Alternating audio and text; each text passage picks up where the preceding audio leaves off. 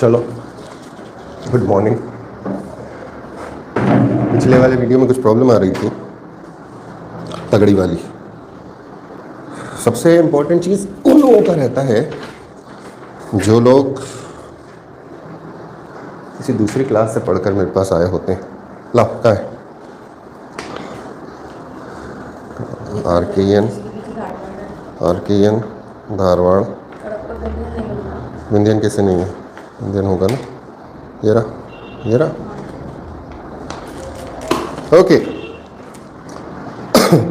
यहाँ थोड़ा सा ध्यान रखना है, इसके लेवल समझना ज़रूरी है कि किस लेवल्स में, किन लेवल्स के अंदर हम काम करते रहेंगे। लेवल्स का मतलब क्या होता है? इसमें ये पीछे गलत लगा रखी है।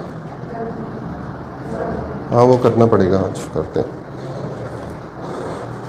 लेवल इसको आसानी से याद करने के लिए, क्योंकि सवाल आपको चट्टानों से आते हैं, सवाल आपको सीरीज से आते हैं, तो पहला काम आपको ये करना है कि आप किसी भी तरह से एमपी का नक्शा बनाना शुरू कर दें। How you do it, it's entirely up to you, but you have to. और एमपी का नक्शा बनाने के बाद में आप उसके ऊपर चट्टानें प्लॉट करना चालू करिए। इससे बहुत सारी चीज़ें आपकी ऑल एट वंस सुधर जाएंगी।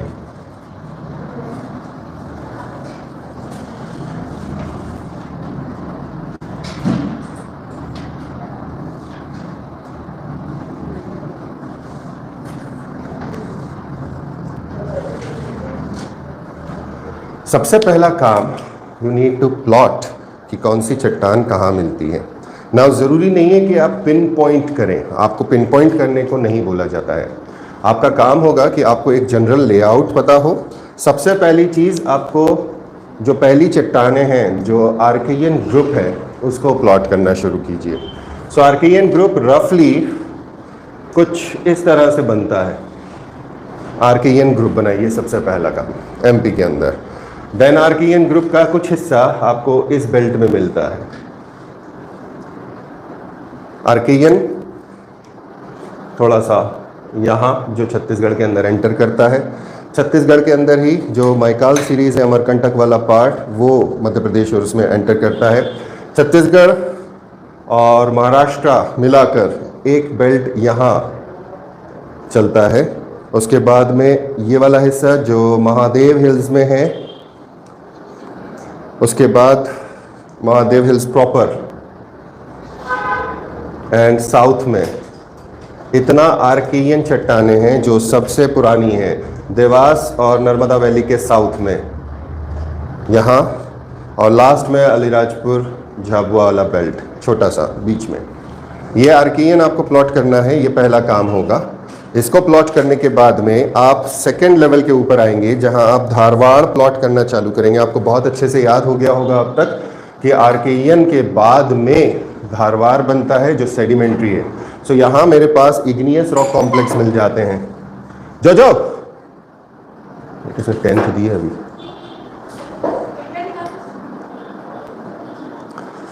आप लेने आएंगे? फोन है इसके पास? चप्पल पहन कर।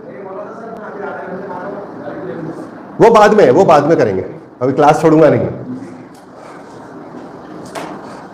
नेक्स्ट हमने जो देखना था, ये वो टाइम पीरियड था जिस टाइम पीरियड पर आपकी चट्टानें बन रही थी। कल अगर आपने ध्यान दिया होगा, कल आपने याद किया होगा, तो this was around 4.6 billion years to कब तक? 4.6 से 2.5 सोचना पड़ गया। तो 4.6 से 2.5 BYA, लगभग 2 अरब साल की चट्टानें यहाँ मिलती हैं। 2 अरब साल के अंदर क्या क्या हुआ? सारे एंडोजेनिक फोर्सेस लगे, सारे एक्सोजेनिक फोर्सेस लगे। इन एंडोजेनिक और एक्सोजेनिक फोर्सेस के हिसाब से हमारे पास इग्नियस एक्टिविटीज हो रही थी। इग्नियस रॉक फॉर्म होती है और इन एक्टिविटीज के साथ में मेटामॉर्फिज्म होता है, और इस रीजन के अंदर मेटामॉर्फिक रॉक सबसे ज्यादा मिलती हैं, कन्वर्टेड रॉक्स। नाउ ग्रेनाइट अगर कन्वर्ट होगा तो वो नीस में कन्वर्ट होगा, वो रॉक्स मिलेंगी। इसी तरह से बसाल्ट है या गब्रो है या और कोई दूसरी चट्टान है, वो अगर कन्वर्ट होगी तो आपको शिस्ट्स मिलेंगे। सो नीस और शिस्ट्स, ये वो क्वालिटी ऑफ रॉक्स है जो सबसे ज्यादा यहां मिलने वाली है। अब ये इग्नियस है, इसके अंदर आसपास जब घिसना चालू होगा, 2 अरब साल तक घिसाई पिटाई हो गई, उसके बाद फिर दूसरा परफॉर्मेंस चालू होता है और उसके अंदर हमें मिलती है धारवाड़ ग्रुप ऑफ रॉक्स, जो लगभग लगभग इसके साथ चलती है। ऊपर नीचे हो सकता है, ऊपर नीचे हो सकता है। लेट हो गए आज फिर तुम लोग। हाँ, इसका मुझे तुम लोग बताते रहो, ये ऊपर जाएगी। सो कड़प्पा, विंध्यन, धारवाड़, आर्कियन, ये पुराना ग्रुप है जो 4 अरब साल का है। इसी तरह से इस बेल्ट के अंदर यही वाली सीरीज चलती है, समवॉट यहां मिलेगा। और साउथ में जो ये कर्व है, इसी कर्व के ऊपर धारवाड़ मिलेगा। और साथ में ये जो ब्लॉक बीच में बना था, ये धारवाड़ का है। अब क्लैरिटी आ जाएगी कि जहां जहां तुमने वो चट्टाने बनाई जो इग्नियस, अभी सब कुछ ऊपर से जाएगा। कॉपी खोल लो और अगर कुछ लिखना चाहो तो लिख लो, तो तुम्हारे जैसी आई है ये। 12th नहीं हुई है, नहीं हुई है। सो ये हमारा एक एलिमेंट बनता है जो इधर आ जाता है। इसी के साथ में मेरे पास एक और सीरीज चलती है जो इस बेल्ट को एक्सटेंड करती है यहाँ। उसी की तरह ये बेल्ट नीचे चले जाता है। क्लोज पेट सीरीज, सकोली सीरीज, ये सारी सीरीज यहाँ मिलती हैं। इसका एक्सटेंशन जो ये वाला चल रहा है, जिसके बारे में कल हमने बात की थी कि कौन कौन सी एमपी की सीरीज है, वो आपको प्लॉट करनी है। सो बालाघाट की चिल्पी सीरीज है, छिंदवाड़ा की सौसर सीरीज है। चिल्पी ये वाली है, चिल्पी ये वाली सौसर है। इसके बाद इधर वाली जो चलती है छिंदवाड़ा के अंदर, दिस पार्ट, ये क्लोज पेट है। हाँ सही है ना। एंड सौसर सीरीज ये वाली है साउथ में, सौसर। ये इंपॉर्टेंट सीरीज हो जाती हैं। और उसके बाद ये जो कंटिन्यूअस सीरीज चलती है, बीच में ब्रेक हो जाता है, ये सकोली है, सिंगल सीरीज है, बीच में ओवरलैपिंग हो चुकी है चट्टानों के फॉर्मेशन के हिसाब से। उसके ऊपर ओवरलाइंग फैक्टर्स मिल सकते हैं। तो यहां जो हमारे पास पुरानी चट्टानें थी, उनको आपने घिस दिया। Exogenic forces were more, not endogenic. So sedimentation होगा, सेडिमेंटेशन के बाद में उसका जमना होगा। अब कहां जमेगा? जिस एरिया के अंदर लो लाइंग, अरे तबीयत ठीक है? आप तबीयत ठीक है? Okay, so that is your Dharwad metamorphosed sedimentary rocks. कारण क्या है? हम इसकी बात करते हैं जब हम, ये हो गया मेरा आर्कियन, दूसरा हो जाता है मेरा धारवाड़। 2.5 से लगभग 1.5 BYA तक चलता है। ये 1 अरब साल है। 1 अरब साल मतलब कितना हो गया? 100 करोड़। 100 करोड़ सालों तक ये चट्टानें जमा हो रही हैं। सेडिमेंट्स कहां डिपॉजिट्स होंगे? सेडिमेंट्स हमेशा लो लाइंग एरियाज में डिपॉजिट होंगे। सो दिस क्लियरली डिपिक्ट्स कि हर वो एरिया जो पुराने पहाड़ हुआ करते थे, उनकी जो वैलीज थी, उसमें ये डिपोजिशंस होना चालू होंगे। सो रेड एंड ब्लू, इसको इस तरह से बनाना है। मैप पूरा एक मिलता है, बट अगर आप उसे तोड़ के बनाएंगे, सिस्टमैटिकली बनाएंगे, सोच के बनाएंगे, आसान हो जाएगा, आपको काम करने में मजा आएगा। यहां पर जो सेडिमेंट्री डिपॉजिट्स हैं, इसके अंदर हमें कोई भी लाइफ फॉर्म का फॉसिल नहीं मिलता है। इन दोनों एरियाज को हम क्लियरली डिनोट करते हैं azoic. There are no life forms. इसके बाद मिलता क्या है? क्रिस्टलाइन सिस्टम्स आपके पास आने चालू होते हैं। क्रिस्टल फॉर्मेशन कब होगा? जब मेटामॉर्फिज्म तगड़ा होगा। साथ ही साथ में जो कल हमने रॉक्स देखी थी, अलग अलग तरह की मिनरल्स देखे थे, इसमें फाइलाइट्स मिलते हैं। और फाइलाइट्स मिलते हैं शिस्ट्स में और स्लेट्स में। शिस्ट्स कब बनती हैं? जब ग्रेनाइट मेटामॉर्फोज्ड होता है। इसके साथ में डोलोमाइट, डोलोमाइट कल देखा था कि क्या होता है। डोलोमाइट लाइमस्टोन्स मिलना चालू होते हैं। लाइमस्टोन कब बनता है? जब लाइफ आना चालू होती है। तो ये कहा जाता है कि जब ये ट्रांजिशन पीरियड हो रहा था, लाइफ आना चालू हुई थी अर्थ के ऊपर, तब उसका फॉर्मेशन शुरू हुआ। सो डोलोमाइट्स एंड लाइमस्टोन। नाउ डोलोमलाइजेशन हमने कल पढ़ा था। डोलोमलाइजेशन के अंदर कैल्शियम और मैग्नीशियम का रिप्लेसमेंट होता है। कैल्शियम का एटम हट जाता है और मैग्नीशियम का एटम आ जाता है। सो डोलोमाइट यहाँ फॉर्म होता है। लाइमस्टोन और डोलोमाइट्स, डोलोमाइट्स के अंदर कल मैंने क्लियरली बताया था कि 3 तरीके से फॉर्म होता है। डायरेक्ट पानी से, समंदर के, तो समंदर का पानी यहाँ हो सकता है इस रीजन में। What does that shows? कि वो पुराना पार्ट जो इतना पुराना है, 2.5 बिलियन ईयर्स से लेकर 1.5 बिलियन ईयर्स तक आ रहा है, इसके अंदर हो सकता है यहाँ पर सी इनग्रेस किया हो, समंदर का पानी घुसा हो इन रीजन्स में, और जब वो पानी घुसा था तो उसके अंदर डोलोमाइट का फॉर्मेशन हो सकता है, पहला। दूसरा, दूसरी तरीकों से हो सकता है, तो फिर डोलोमाइलाइजेशन हो सकता है जहाँ calcium is replace by magnesium. That proves कि ये कहाँ था, किस टाइम पर था और इसके आसपास के इलाके क्या कह रहे थे। अगली चीज यहां है कि जब भी आप इस टाइम पीरियड की बात करते हो तो it had intense activity, endogenic forces चल रहे हैं और इंटेंस एक्टिविटी होना चालू होती है और इसकी वजह से फोल्ड्स एंड फॉल्ट्स बनना चालू होते हैं। सो ये वो टाइम पीरियड है, इस हिस्से के अंदर कहीं ना कहीं कंप्रेशन हो रहा है, कहीं ना कहीं टकराव हो रहा है और उससे नए फोल्ड माउंटेन्स खड़े होंगे जो बाद में हम देखेंगे द विंध्यंस। सो ये एलिमेंट है और इन्हीं फोल्ड्स के अंदर आपको ये एलिमेंट मिलता है। अगला हमारे पास आ जाता है that is your Kadapa and Vindhyan. Now Kadapa and Vindhyan, कल हमने बात की थी कि वो इन दोनों को फॉलो करते हैं, कडप्पा एंड विंध्यन। 1.5 से 600 मिलियन ईयर्स, 1.4 या 1.3 नहीं 1.4 से 1.3 बिलियन ईयर्स अगो से 600 MYA। सो लगभग अप्रॉक्स नॉट एग्जैक्टली कितना हो गया ये 900 मिलियन ईयर्स का ये हो गया and this is around, reverse order के अंदर चलेंगे तो 800 900 700 800 समथिंग लाइक दैट। तो ये टाइम पीरियड पैरेलल चलेगा। अब ये दो तरह की चट्टानें आपके सामने हैं मैप के ऊपर, जिसमें पहली चट्टान जो बनाई थी that was your Archean. Archean को वेदर डाउन करके, मास मूवमेंट से, इरोजन करके, डिपोजिशन करके, सेडिमेंटेशन करके, कंक्रीट बना के दैट इज सीमेंटिंग करके, लिथिफिकेशन करके जो अगली रॉक्स बनती हैं, they were the second type, the Dharwad, and they are sedimentary. Sedimentary के साथ साथ में वो सेडिमेंट्री मेटामॉर्फोज्ड हैं और ये जब सेडिमेंट्स बनते हैं तो दे अक्यूमुलेट इन देम मिनरल्स, और ये मिनरल्स की रिपोजिटरी है। सबसे ज़्यादा मिनरल्स यहीं मिलेंगे, क्लियर हो जाएगा अभी जब हम मिनरल्स के ऊपर आएंगे तब। अगला मेरे पास आता है the Kadapa series. Now Kadapa ये एक बेल्ट है, नहीं कलर अलग लेना पड़ेगा, हाँ ब्लैक ले लेंगे कोई दिक्कत नहीं, रेड ले लेंगे। दिस इज कडप्पा के लिख दूंगा।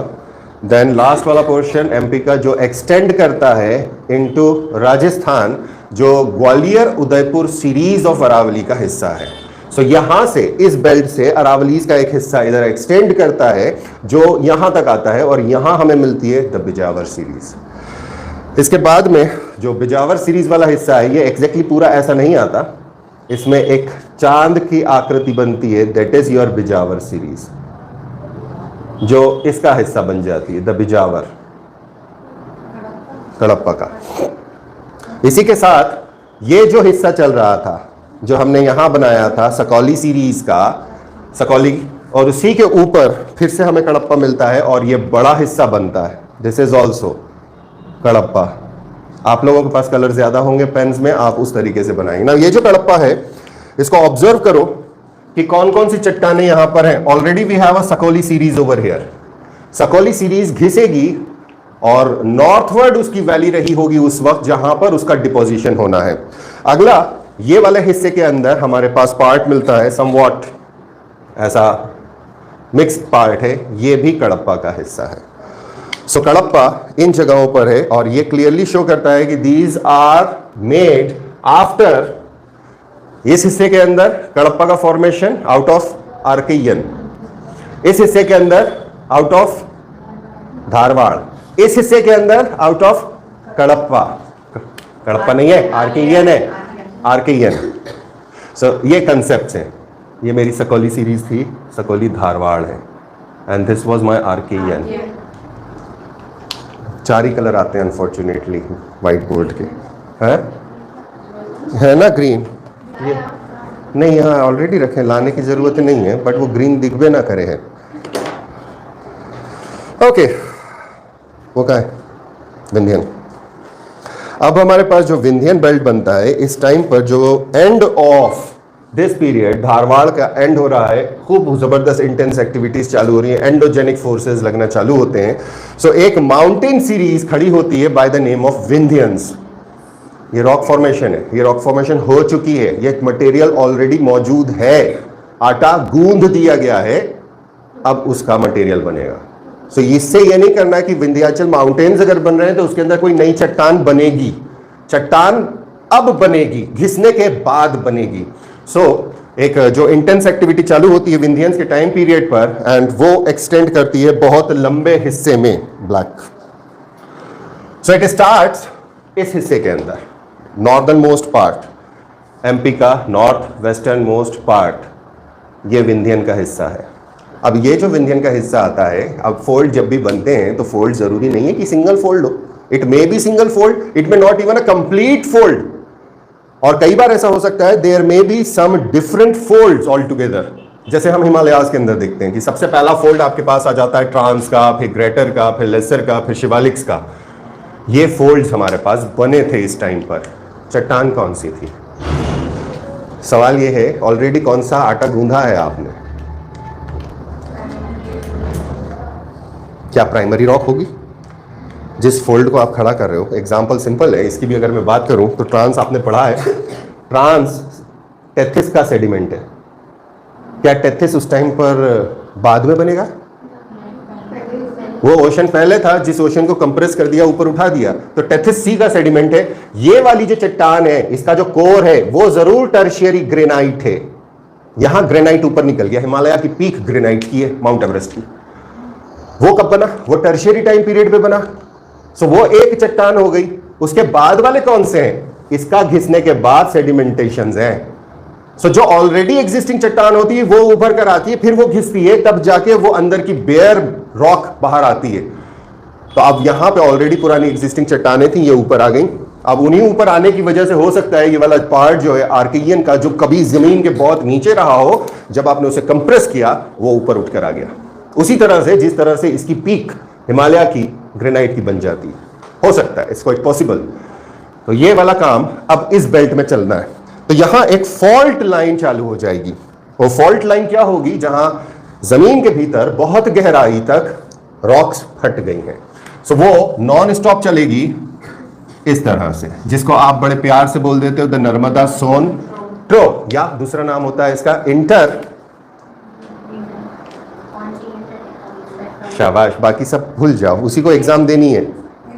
इंटर कॉन्टिनेंटल टेक्टोनिक जोन, यहां एंड टू एंड इंडिया टूटा हुआ है, जिसमें नर्मदा और सोन फ्लो करती है, नर्मदा टुवर्ड्स वेस्ट, सोन टुवर्ड्स ईस्ट। और इसी की नॉर्दर्न बाउंड्री के ऊपर खड़े होते हैं विंध्याचल माउंटेन्स, जो गुजरात बाउंड्री से जाते हैं। नॉर्थ में अगर हम देखेंगे तो चित्तौड़ तक है, ये हिस्सा चित्तौड़ चला जाता है, हम सिर्फ एमपी का ले रहे हैं। चित्तौड़, इधर साउथ में हम देखेंगे तो ये वाला बेल्ट आएगा, यहां से ये फोल्ड चालू होंगे और एग्जैक्ट बिहार घुस जाएंगे। सासाराम, सासाराम इज अनदर, मतलब Sasaram does have one more thing, Shershah Suri का मकबरा है वहां पर, and it has a unique architecture जो कई बार एग्जाम में पूछा जाता है। सो ये एलिमेंट्स हैं जिन एलिमेंट्स का ध्यान रखना है। अब ये बड़े बड़े चट्टान बनाई तुमने, तो इसको घिसना पड़ेगा, ब्लैक कलर ओनली।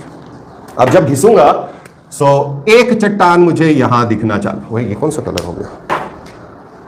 ये चट्टान का हिस्सा यहां विंध्यन है। I am not making to the point, I am just expressing it, रफली रिप्रेजेंट कर रहा हूं। एक मेरा हॉर्स शू शेप का आर्कियन है, उसके नॉर्दर्न हिस्से के अंदर बिजावर है, बिजावर इसको कनेक्ट करता है। अब इसके साइड में मेरी रेंज चालू होगी जो इस तरह से चलेगी और इधर निकल जाएगी। ये हिस्सा, ये बाद का घिसाव है जो इन चट्टानों के घिसने की वजह से बना। डिपोजिशन वहां हो रहे हैं जहां वैलीज हैं, ये माउंटेन्स नहीं थे, ये वैलीज थी। ये मैप दिखना चालू होता है आपको किसी भी बुक के अंदर, लेकिन उस मैप तक आप पहुंचेंगे कैसे, ये करना पहले जरूरी है आपको। इसी के साथ में ये वाला हिस्सा, जो बीच वाला हिस्सा पूरा है, इन सब के बीच में, तो बीच में कैसे बन रहा है? किसी वक्त में ये हिस्से बहुत ऊंचे हुआ करते थे जो घिस गए, और उनकी जो वैलीज थी, ये वाली वैली थी, इस वैली के अंदर डिपॉजिट्स होना चालू हो गए। बाद में ये हिस्सा नीचे चला गया, ये हिस्सा ऊपर आ गया, ये चट्टानें अब बाहर दिखने लग गई। रिवर्सल होता है टोपोग्राफी का। प्लेनेशन के बाद में, इरोजन के बाद में पुरानी चट्टानें घिस जाती हैं, कुछ चट्टानें रेजिस्ट करती हैं, इसी वजह से एक यूनिक लेआउट मिलता है जिसमें अलग अलग टाइम पीरियड पर बनी हुई चट्टानें अलग अलग जगह पर सरफेस पर दिखना चालू होती हैं। इसी तरह से हमारे पास ये वाला हिस्से के अंदर समवॉट, नॉट एग्जैक्ट नहीं बना रहा हूं मैं, थोड़ा सा ऊपर आएगा, देन ये हिस्सा नर्मदा के साउथ वाला हिस्सा, नॉर्थ वाला हिस्सा, एक्चुअली दिस पार्ट नॉर्थ वाला, नॉट साउथ। इस पार्ट के अंदर विंध्यन डिपॉजिट्स हैं, दैट्स इट। और थोड़ा बहुत विंध्यन डिपॉजिट यहां कहीं मिलता है, बहुत थोड़ा सा। अब इतने सारी जगहें थी, ये जितनी जगहें थी ये वो बता रही हैं कि विंध्यन टाइम पीरियड के ऊपर ये हिस्से लो लाइन थे, गहराई में थे, पानी भरा हो सकता है जहां पर सेडिमेंट्स आकर डिपॉजिट होना चालू हुए। सो इसके अंदर 2-3 हिस्से बना देते हैं लोग, मगर हम उसके ऊपर बात नहीं कर रहे हैं, अपर और लोअर की बात कर लें अगर तो वही बेहतर है। अब यहाँ हमको कुछ जीव जंतु मिलना चालू होते हैं। ये जो जीव जंतु हैं, ये जीव जंतु इन दोनों हिस्सों को प्रोटेरोजोइक बना देते हैं, यानी लाइफ फॉर्म आ गई। किस तरह की लाइफ फॉर्म है? Which we don't know, we have never ever seen those in modern time period. ये अर्लीस्ट लाइफ फॉर्म के स्पेसिमेंस हैं यहाँ, और यहाँ के सेडिमेंट्स के अंदर हमें बहुत सारा लाइमस्टोन मिलता है। मटेरियल कौन कौन सा आता है? सबसे पहली चीज इस टाइम पर आर्गिलेशियस सेडिमेंटेशन है। अब वापस जाओ लास्ट वीक की क्लास के अंदर, आर्गिलेशियस, जैसे ही मैंने बोला आर्गिलेशियस, इसके अंदर मैंने लिखाया था कि कितना पार्टिकल साइज होता है, बहुत छोटा पार्टिकल साइज है।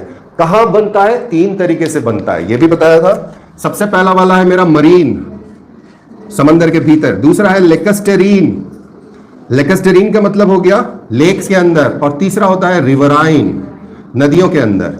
आर्गिलेशियस चट्टानें 3 जगह पे बनेंगी। आर्गिलेशियस डिनोट्स कि पानी के अंदर बनी हुई चट्टान है। पानी के अंदर अगर वो चट्टान बनेगी तो उसके अंदर इस टाइम पीरियड पर, इसके पहले तो नहीं था, इस टाइम पीरियड पर मेरे पास लाइफ फॉर्म है, may be bacterias, may be आप, हम पानी के अंदर रहने वाले जीव जंतु हैं। सो ये आर्गिलेशियस है। अब आर्गिलेशियस है, सेडिमेंट्री है। सो विंध्यन अगर आपको सिस्टम लिखने को आएगा, विंध्यन रॉक सिस्टम, पहला वर्ड होगा आर्गिलेशियस, दूसरा वर्ड होगा सेडिमेंटरी। ये अपने आप के अंदर बहुत खतरनाक वर्ड्स हो जाते हैं। रॉक डिपॉजिट्स हैं, और कितने डिपॉजिट्स हैं, कितनी गहराई तक जाते हैं? कुछ कुछ जगहों पर विंध्यन सिस्टम 4200 मीटर्स गहरा है, 4200 मीटर, किसे कहते हैं 4 किलोमीटर। ये रहा। तो तुम्हारा घर कितनी दूर है? हाँ, यहां से ला। एक बालिका ने आज बिठाया उसको आके, she has just appeared in 10th standard and it's for the first time. एक बार और एक 12th वाली लड़की आई थी, सेंट रेफल्स की, हिस्ट्री वाली, उसकी इच्छा थी हिस्ट्री पढ़ने की इस लेवल की, तो 2-4-5 दिन आके बैठ के भाग गई थी, बोला ना हो पाएगा, इसके अंदर कुछ जुझारूपन ज़्यादा है, एग्ज़ाम नहीं है अभी, क्लासेस नहीं है। तो मैंने ठीक है आके देखो थोड़ा सा माहौल क्या है, अदरवाइज आई डोंट। 12th के नीचे, 12th के ऊपर भी दिमाग नहीं खुलते हैं यार। हाँ हंस लो तुम लोग। ग्रेजुएशन, तुम्हारा तो पोस्ट ग्रेजुएशन भी है ना?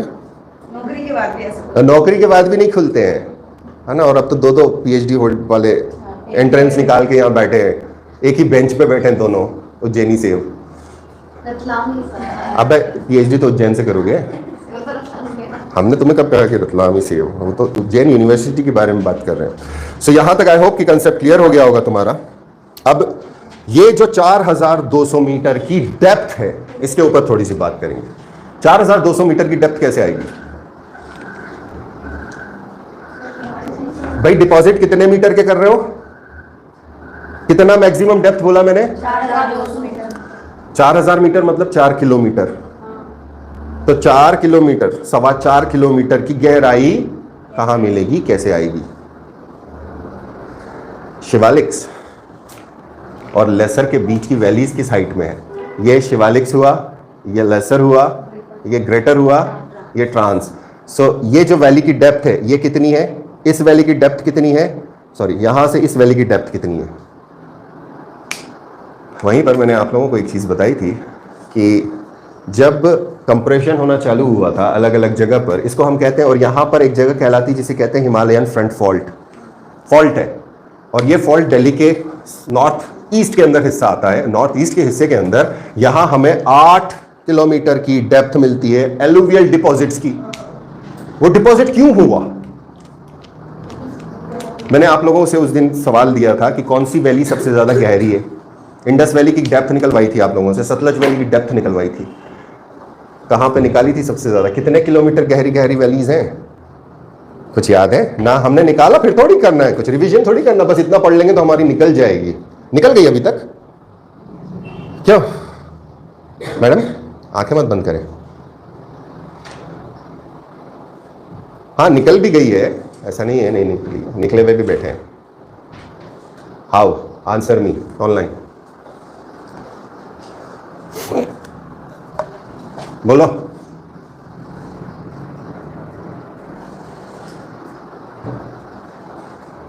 आयुषी, सेडिमेंटेशन की प्रोसेस को पकड़ो, गो बैक, दिमाग सही तरीके से लगाओ, एलिमिनेशन में लगाना चालू करो। एक रॉक है, इस रॉक को तोड़ोगे, डिस्ट्रक्टिव फोर्स लगाओगे तो वेदरिंग कहलाएगी। इस वेदरिंग के बाद मास मूवमेंट होगा, हो सकता है नहीं भी हो, कोई जरूरी नहीं है। मास मूवमेंट और इन दोनों के बाद होगा इरोजन। Erosion is transportation. किसका ट्रांसपोर्टेशन? तुम लोगों का, स्कूटर में बैठ के। देन फिर ये कहीं जाके डिपॉजिट होगा। डिपॉजिशन के बाद इस मटेरियल के अंदर सीमेंटिंग होगी। इस सीमेंटिंग के बाद प्रेशर के साथ में जो चीज होगी, इस प्रोसेस को कहेंगे लिथिफिकेशन। कल फिर समझाया था, कल या परसों। और इसके बाद में बनेगा एक नया स्टोन जिसे हम बोलेंगे the sedimentary stone, sedimentary rock. कैसे बना? 4 किलोमीटर गहराई में डिपॉजिट कहां करोगे? There must be some faults. और फॉल्ट्स कहां आएंगे? फॉल्ट्स यहां आएंगे। ये एक फॉल्ट है, ये एक फॉल्ट है, ये एक फॉल्ट है। जियो सिंक्लिनल प्लेन समझने की कोशिश करो। ये मेरा सिंक्लाइन है, ये मेरा एंटीक्लाइन है। एंटी सिन कहां डिपॉजिट करोगे? पहाड़ को घिसने के बाद। इस पहाड़ को घिसा, ये पहाड़ यहां जाके जमा होगा। Simple as that. तुम लोग क्या दिमाग लगाते हो यार? मतलब तुम लोगों से नहीं है यहाँ पे जो बैरंग बैठे हैं, और तुम लोगों पे भी थोड़ा सा। सो ये 4200 मीटर डीप है। अब सोन नदी कहां तक जा रही है? सोन नदी चलती जाएगी, गंगा से मिल जाएगी। ये भी आपने कर रखा है। इस गंगा के नॉर्थ में और इस सोन के वेस्ट पोर्शन में, नॉर्थ वेस्ट में विंध्यन डिपॉजिट्स मिलते हैं। डिपॉजिट्स मिलते हैं। तो ये विंध्यन का ईस्टर्न हिस्सा कौन सा हो गया? टुवर्ड्स बिहार वाला हिस्सा। कितना लंबा बात कर रहे हैं हम? कहां से शुरू कर रहे हैं हम शुरू कर रहे हैं राजस्थान गुजरात बॉर्डर से लेकर, एमपी की बॉर्डर से लेकर बिहार तक। एमपी क्रॉस करेंगे, आपको सबसे पहले इधर छत्तीसगढ़ मिलेगा, नॉर्थ में उत्तर प्रदेश मिलेगा, फिर आपको झारखंड मिलेगा, फिर आपको उसके ऊपर बिहार मिलेगा। इतने लंबे रीजन में तो विंध्याचल के 2 हिस्से आराम से बना सकते हो। एक हिस्सा होगा द ईस्टर्न विंध्यन सिस्टम, जो सोन नदी के ऊपर वाला हिस्सा है। वेयर? इन बिहार। अब ये जो सोन फॉल्ट है, क्या जरूरी है कि ये फॉल्ट इतना सा ही रहा होगा हमेशा से?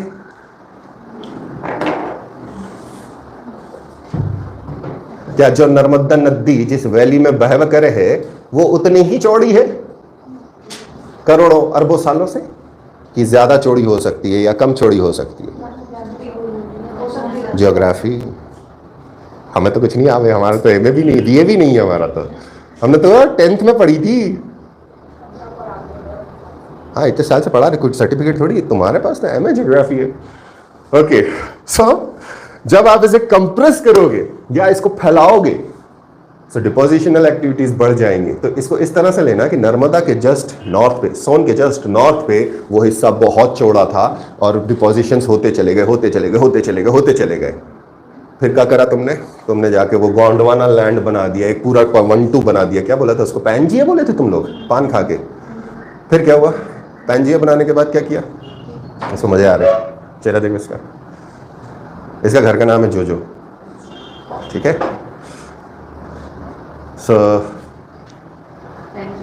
पैंजिया तोड़ोगे उसको? तोड़ दिया। पैंजिया जब तोड़ा था तो क्या बनाया था? गोंडवाना लैंड। गोंडवाना लैंड को भी तोड़ा तुम लोगों ने, बहुत तोड़ा फोड़ी करते हो तुम लोग, बड़े डिस्ट्रक्टिव एलिमेंट हो, सारे एंडोजेनिक फोर्स तुम लोगों में भरे पड़े हैं। तुम गए वहां पे, तुमने उठा के टुकड़े टुकड़े कर दिए उसके। जब वो टुकड़ा टुकड़ा हुआ तो क्या फोर्सेस स्प्लिट नहीं करेंगे? यस करेंगे, बिल्कुल करेंगे। तो स्प्लिटिंग एक्शन जब आ रहा था, वो हिस्से कौन से थे जहां डिपोजिशन हो रहा था? वो हिस्सों का पकड़ना है कि वो हिस्से कौन कौन से थे जहां डिपोजिशन होगा। तो हर एक वो हिस्सा जहां आपको ये मैप दिख रहा है वो किसी समय पानी के भीतर था। कारण आपको क्या मिलता है?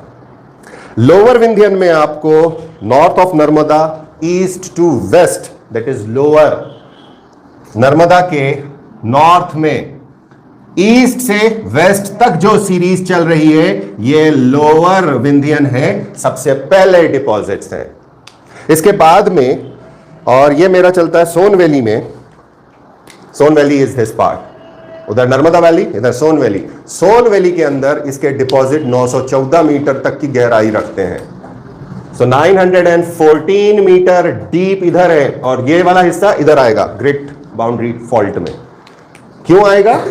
जिस तरह से जो तुम्हारे माउंटेन्स मिटा दिए क्या? नहीं, ये रहे, ये जो हिस्सा है दो बड़े पहाड़ों के बीच की बड़ी बड़ी वैलीज, हो सकता है किसी समय यहां पर कोई ट्रेंच रही हो। जब भी फोल्डिंग होती है, फोल्डिंग तभी होती है जब कंप्रेसिव फोर्सेस होते हैं, और जब कंप्रेसिव फोर्सेस होते हैं, यहां सब बैरंग बैठे हैं, फिर से पुराना रिवीजन कराना पड़ रहा है। जहां पर धरती के नीचे समा जाती है, जिसको आप और हम बोलते हैं सबडक्शन जोन, सबडक्शन बोलते हैं। इसके बाद मेरे पास आता है अपर सीरीज। अपर सीरीज नॉर्थ नर्मदा और सोन में है, और अपर सीरीज में मेरे पास मिलना चालू होते हैं फॉसिल्स। इनको क्लेरिफिकेशन किस तरह से किया गया? जहां पर जीव जंतु के फॉसिल मिल रहे हैं, दैट इज अपर पार्ट, ऊपर वाला हिस्सा, लाइफ आ गई। विंध्यन में लाइफ आती है। Vindhyan time period 1.3 billion year से लेकर 600 मिलियन ईयर्स अगो तक। अपर इसी के साथ में डिस्टिंक्शन, अपर के अंदर लाइफ फॉर्म है, फॉसिल्स हैं। अब विंध्यन को और अरावलीज को डिवाइड करने वाली जो यहां पे बेल्ट चलता है, ये एक बेल्ट ऐसा चलेगा, इसको कहते हैं GBF, और ये 1.5 किलोमीटर गहराई के ऊपर है, 1.5 किलोमीटर, 1500 मीटर का डिपोजिशन है यहां पर। तो 1.5 किलोमीटर की गहराई, मतलब कोई छोटे पहाड़ तो होंगे नहीं, ये तो वो है 1.5 किलोमीटर जहां पे जमा हुआ तुम्हें मिल रहा है। तो 1.5 किलोमीटर जमाने के लिए कितने किलोमीटर के पहाड़ चाहिए थे कि 1.5 किलोमीटर का सेडिमेंट इस जगह पे जमा कर दिया? ये एलिमेंट है। लोअर लिख लेना, मेरे नोट्स में नहीं है, जो मैंने आप लोगों को नोट्स दिए विंध्यन के, शायद उसमें नहीं है। सेमरी, कुरनूल, भीमा, मनाली। सेमरी, कुरनूल शायद हो गए नोट्स में, भीमा, मनाली। भीमा वैली है, मनाली वैली है, कुरनूल कहाँ है? आंध्र प्रदेश। पक्का वहीं है अभी तक? मलेशिया तो नहीं घूमने गया कहीं? देन अपर मिलता है नॉर्दर्न नर्मदा और सोन। अपर सीरीज के अंदर हिस्सा बनता है कैमूर, रीवा और भांडेर। अपर नॉर्दर्न नर्मदा एंड सोन, कैमूर, रीवा, भांडेर। भांडेर के अंदर हमारे पास दोनों मिलता है, अपर और लोअर। अपर वाला हिस्सा, जो बाद वाला हिस्सा है, वो सैंडस्टोन का है। कहां पर? भांडेर सीरीज में। और लोअर वाला हिस्से के अंदर सैंडस्टोन भी मिलता है, लाइमस्टोन भी मिलता है। और लाइमस्टोन तभी बनता है जब जीव जंतु मरते हैं। क्यों? क्योंकि वो ऑर्गेनिकली फॉर्म्ड सेडिमेंट्री रॉक है। और साथ ही साथ में यहां पर हमें मिलते हैं शेल, और शेल बनता है मरीन में मोस्ट प्रोबेबली। क्लियर हो गया? ये वो बेल्ट है, बड़ा वाला बेल्ट, बड़का वाला बेल्ट, जो 4 अरब साल का है, and that is the maximum part जिसके अंदर हमें चट्टानें मिलती हैं। इसके बाद जो मेरी चट्टान आती है वो है जहां जहां खाली स्थान दिख रहा है उसको पूरा वो काला रंग पोत देना, that is your Deccan traps. Deccan traps में अपर, मिडिल और लोअर डेक्कन ट्रैप्स हैं। अपर, मिडिल एंड लोअर। लोअर पहले देना, मिडिल के पीछे। ओके, नाउ लोअर का मतलब क्या हुआ? लोअर का मतलब होगा कि वो वाला हिस्सा जो सबसे पहले बना। नाउ डेक्कन ट्रैप्स कब बनता है? मेरे आर्यन सीरीज में क्या हो रहा है? Aryan series, Aryan super group of rocks के अंदर दो हिस्से थे, ईस्टर्न हिस्सा और वेस्टर्न हिस्सा। वेस्टर्न हिस्से के अंदर हमने डेक्कन ट्रैप्स बनाए थे जो क्रिटाशियस टाइम पीरियड से शुरू होते हैं और ज़ोइक पीरियड में आ जाते हैं। हाँ, दैट इज रीसेंट में आ जाते हैं, नॉट रिसेंट। रिसेंट तो अभी का है, रिसेंट उसका अंदर का हिस्सा है, नियोजोइक सीनोजोइक में आ जाते हैं। सो ये वेस्टर्न हिस्से के अंदर काम है। तो जितना ये खाली स्थान दिख रहा है, इधर वाला वेस्ट वाला हिस्सा, पूरा वेस्ट वाला हिस्सा, इसको रंग एक ही भर दो, जितना दिख रहा है दिस पार्ट, जहां जहां दिख रहा है खाली बचा हुआ स्थान, ये सारा हिस्सा वेस्ट का, ये लोअर, यानी सबसे पहला वॉल्केनिक एक्टिविटी है जो हमारे यहां हुआ। कब हुआ? जब गोंडवाना लैंड तुमने तोड़ा तो खून निकला, लावा बन के बहा, लावा बन के बहा तो यहां तक आ गया। अब एक दिन तो बहा नहीं था, करोड़ों साल तक बहा था। तो ये ट्रैप्स में फॉर्म होता है। लावा बहता है, दूसरी चट्टानों का इरोजन होता है, फिर लावा बहता है, फिर आस पड़ोस की बड़ी बड़ी चट्टानों का लेयरिंग होता है, फिर लावा बहता है, एंड सो ऑन। कई जगह पर मालवा प्लेटो के अंदर आपको ऐसा दिखेगा कि आप plain plain plain plain plain में चल रहे हो और सडनली एक तो टेकरी निकल आती है, एक तो पहाड़ी उगाती है। कई बार ऐसा होता है ना, जैसे मेरे अभी ये हो रहा है, क्या बोलते हैं इसको, वार्ट है ना, अच्छा खासा चेहरा चल रहा है, उसके ऊपर एक वार्ट उग गया, पिंपल उग गया। कैसे होगा वो पिंपल? वो एकदम फ्लैट लाइन दिख रही है, वो वहां पे टेकरी, जितनी टेकरी है सारे धार्मिक स्थान बन जाते हैं बाद में। देख लेना, ऑब्जर्व कर लेना कि सारे धार्मिक स्थान है ना सीढ़ियां चढ़वाते हैं। काहे चढ़वाते कुछ आज तक समझ में नहीं आया, बट चढ़वाते जरूर है। हो सकता है वो पुराने समय की स्वर्ग आरोहण, मतलब जो इजिप्शियन कंसेप्ट भी था या ग्रीक कंसेप्ट भी रहा या मेसोपोटामिया का भी कंसेप्ट रहा या मायन सिविलाइजेशन में भी कंसेप्ट रहा कि यहां से ऊपर जाना है, इसलिए सीढ़ियां चढ़वाते। ये पहाड़ियां क्यों बनी? फ्लैट लाइन है, मालवा प्लेटू है, ऊपर उठा हुआ है, फ्लैट दिखता है दूर दूर तक, उसमें फिर छोटी सी हिल क्यों आ जाती है?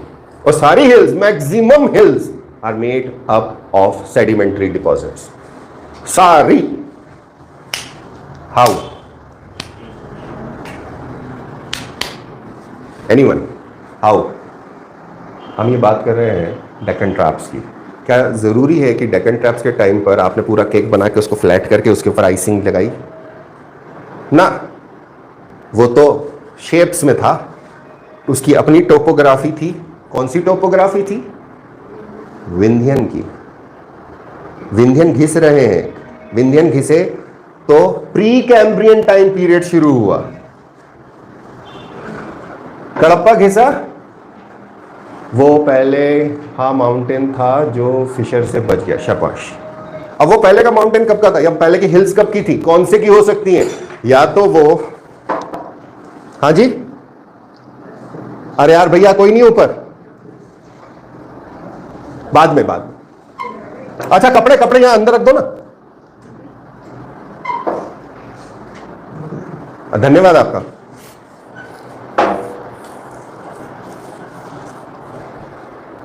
हमारा पूरा परिवार पढ़ने वाला परिवार हो गया है। एक स्कूल ऑफलाइन जिंदाबाद, कम से कम 2 साल बाद जाने को मिला। एक कॉलेज, 2 कॉलेज, एक पढ़ने एक पढ़ाने। चलो, where I was talking about the old systems. So या तो मेरे विंध्यन सिस्टम का हिस्सा मिलेगा, या मेरा कडप्पा का मिलेगा, या मेरा आर्कियन का मिलेगा, या धारवाड़ का मिलेगा। तो हर वो जगह जो जब लावा बहना चालू हुआ, तो लावा कहाँ बहेगा? लावा के पास कौन सी गाड़ी थी? टाटा का ट्रक था, लावा भरता था वो पीछे टैंकर में और पहाड़ पे चढ़ के ढोल देता था। ऐसा हुआ? ऐसा तो नहीं हुआ। लावा फ्लूइड है और सतह के ऊपर बहता है और उस फ्लो को बहता है जहां ग्रेविटी मिनिमम कर सके, वो ग्रेविटी की डायरेक्शन में बहता रहेगा, जियोट्रॉपिक फ्लो रहेगा उसका। अब जियोट्रॉपिक, हाँ, सही है, नीचे की तरफ बहेगा। हाँ, सही है। अब क्या होता है कि ये जब बहना चालू होगा तो कहीं ना कहीं तो डिपॉजिट करेगा। सो इसके जो डिपॉजिशन मेरे मिलते हैं लोअर में, यानी सबसे पहली बार वाले, वो कुछ कुछ यहां पे भी मिलना चालू होते हैं, लेकिन वो यहां जो मिलते हैं वो छोटे छोटे टुकड़ों में मिलते हैं। ये डेक्कन ट्रैप का हिस्सा है जो ईस्टर्न एमपी में पहुंच जाता है। कैसे पहुंच गया यार वहां तक? दैट मीन्स कि लावा का फ्लो तो बहुत तगड़ा था, बहुत दूर दूर तक था, आज जो हमें दिख रहा है लोअर, वो ऊपर की सरफेस घिस चुकी है, इरोजन हो चुका है। इसकी के बाद में, लोअर के बाद में मेरे पास एक हिस्सा बनता है जिसको हम बोलते हैं मिडिल डेक्कन ट्रैप, यानी थोड़ा सा बाद में जो विस्फोट होना चालू है। अब पहले वाले विस्फोटों को अगर आप ऑब्जर्व करोगे तो नर्मदा वैली के नॉर्थ एंड साउथ चल रहा है, थोड़ा बहुत साउथ में इतना इंपैक्ट नहीं दिखता, लेकिन सेकेंड टाइम पे जब मिडिल चालू होता है तो मोस्टली ये हिस्से के अंदर आपको ट्रैप्स मिलते हैं यहां। अब भैया ये सदर्न हिस्सा मिडिल टाइम पर मिलता है, इसका मतलब क्या हुआ, इसके नीचे मोस्ट प्रोबेबली पहले वाला डेक्कन ट्रैप का लेयर है। ऐसा नहीं है कि वो लेयर वहां नहीं बना, दूसरा वाला लेयर वहां पहुंचा, ये तो हम उसकी बात कर रहे हैं जो सिर्फ सतह पर हमें मिल रहा है, एक थिकनेस में, हम बहुत गहराई में नहीं गए, वो चट्टान नीचे है। इसी के साथ में जो लास्ट मेरा आता है, दैट इज एक ही पार्ट है वो अपर यानी लास्ट में जो डेक्कन ट्रैप का हिस्सा मिलता है, ये सिर्फ और सिर्फ इस पोर्शन में, बड़वानी यहां पर मिलता है। Only this portion Deccan trap का लास्ट हिस्सा। अर्थ क्या हुआ, नाउ ये जो लावाज है, जो लावा बहता है, ये सडन कूल करता है। इसके स्ट्रेंथ ग्रेनाइट से, जो धरती के भीतर धीरे धीरे ठंडा होकर बनता है, स्ट्रेंथ कमजोर होती है। सो ऊपर की जो चट्टान बनती है, जैसे ही लावा बना वो फौरन ठंडा होना चालू होता है, अंदर वो कैविटीज के अंदर बहता रहता है, ऊपर की सरफेस वो सॉलिडिफाई कर चुका होता है। ऐसा नहीं है कि वो बड़े सारा फ्लड है 25-30 किलोमीटर का, बह भी सकता है। लावा प्लेन्स इसी तरह से बनते हैं और इसी को आप उठाते चले जाओगे तो लावा प्लेटोज बन जाएंगे। डेक्कन ट्रैप आर्कियन धारवाड़ के नीचे कैसे,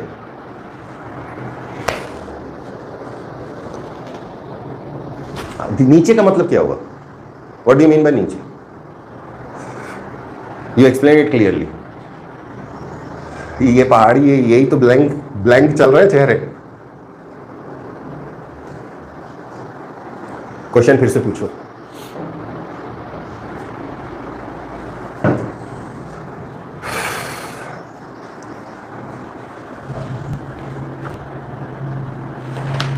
इनको है ना ढंग से अरेंज करना पड़ेगा। ये पूरा है ना, प्लीस्टोसीन, रीसेंट, जुरासिक, ट्रायासिक कहाँ है? देख उसके पीछे देखो,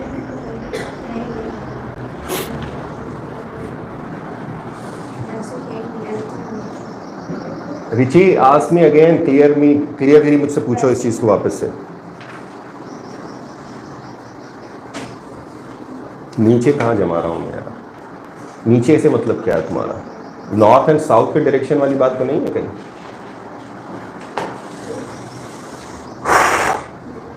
अगर तुम्हारा ये वाला सवाल है ये ऊपर है ये नीचे, तो ये तो सवाल ही गलत है। ये नॉर्थ है ये साउथ है, ऊपर नीचे तो ऐसा होता है और हर जगह नहीं आता।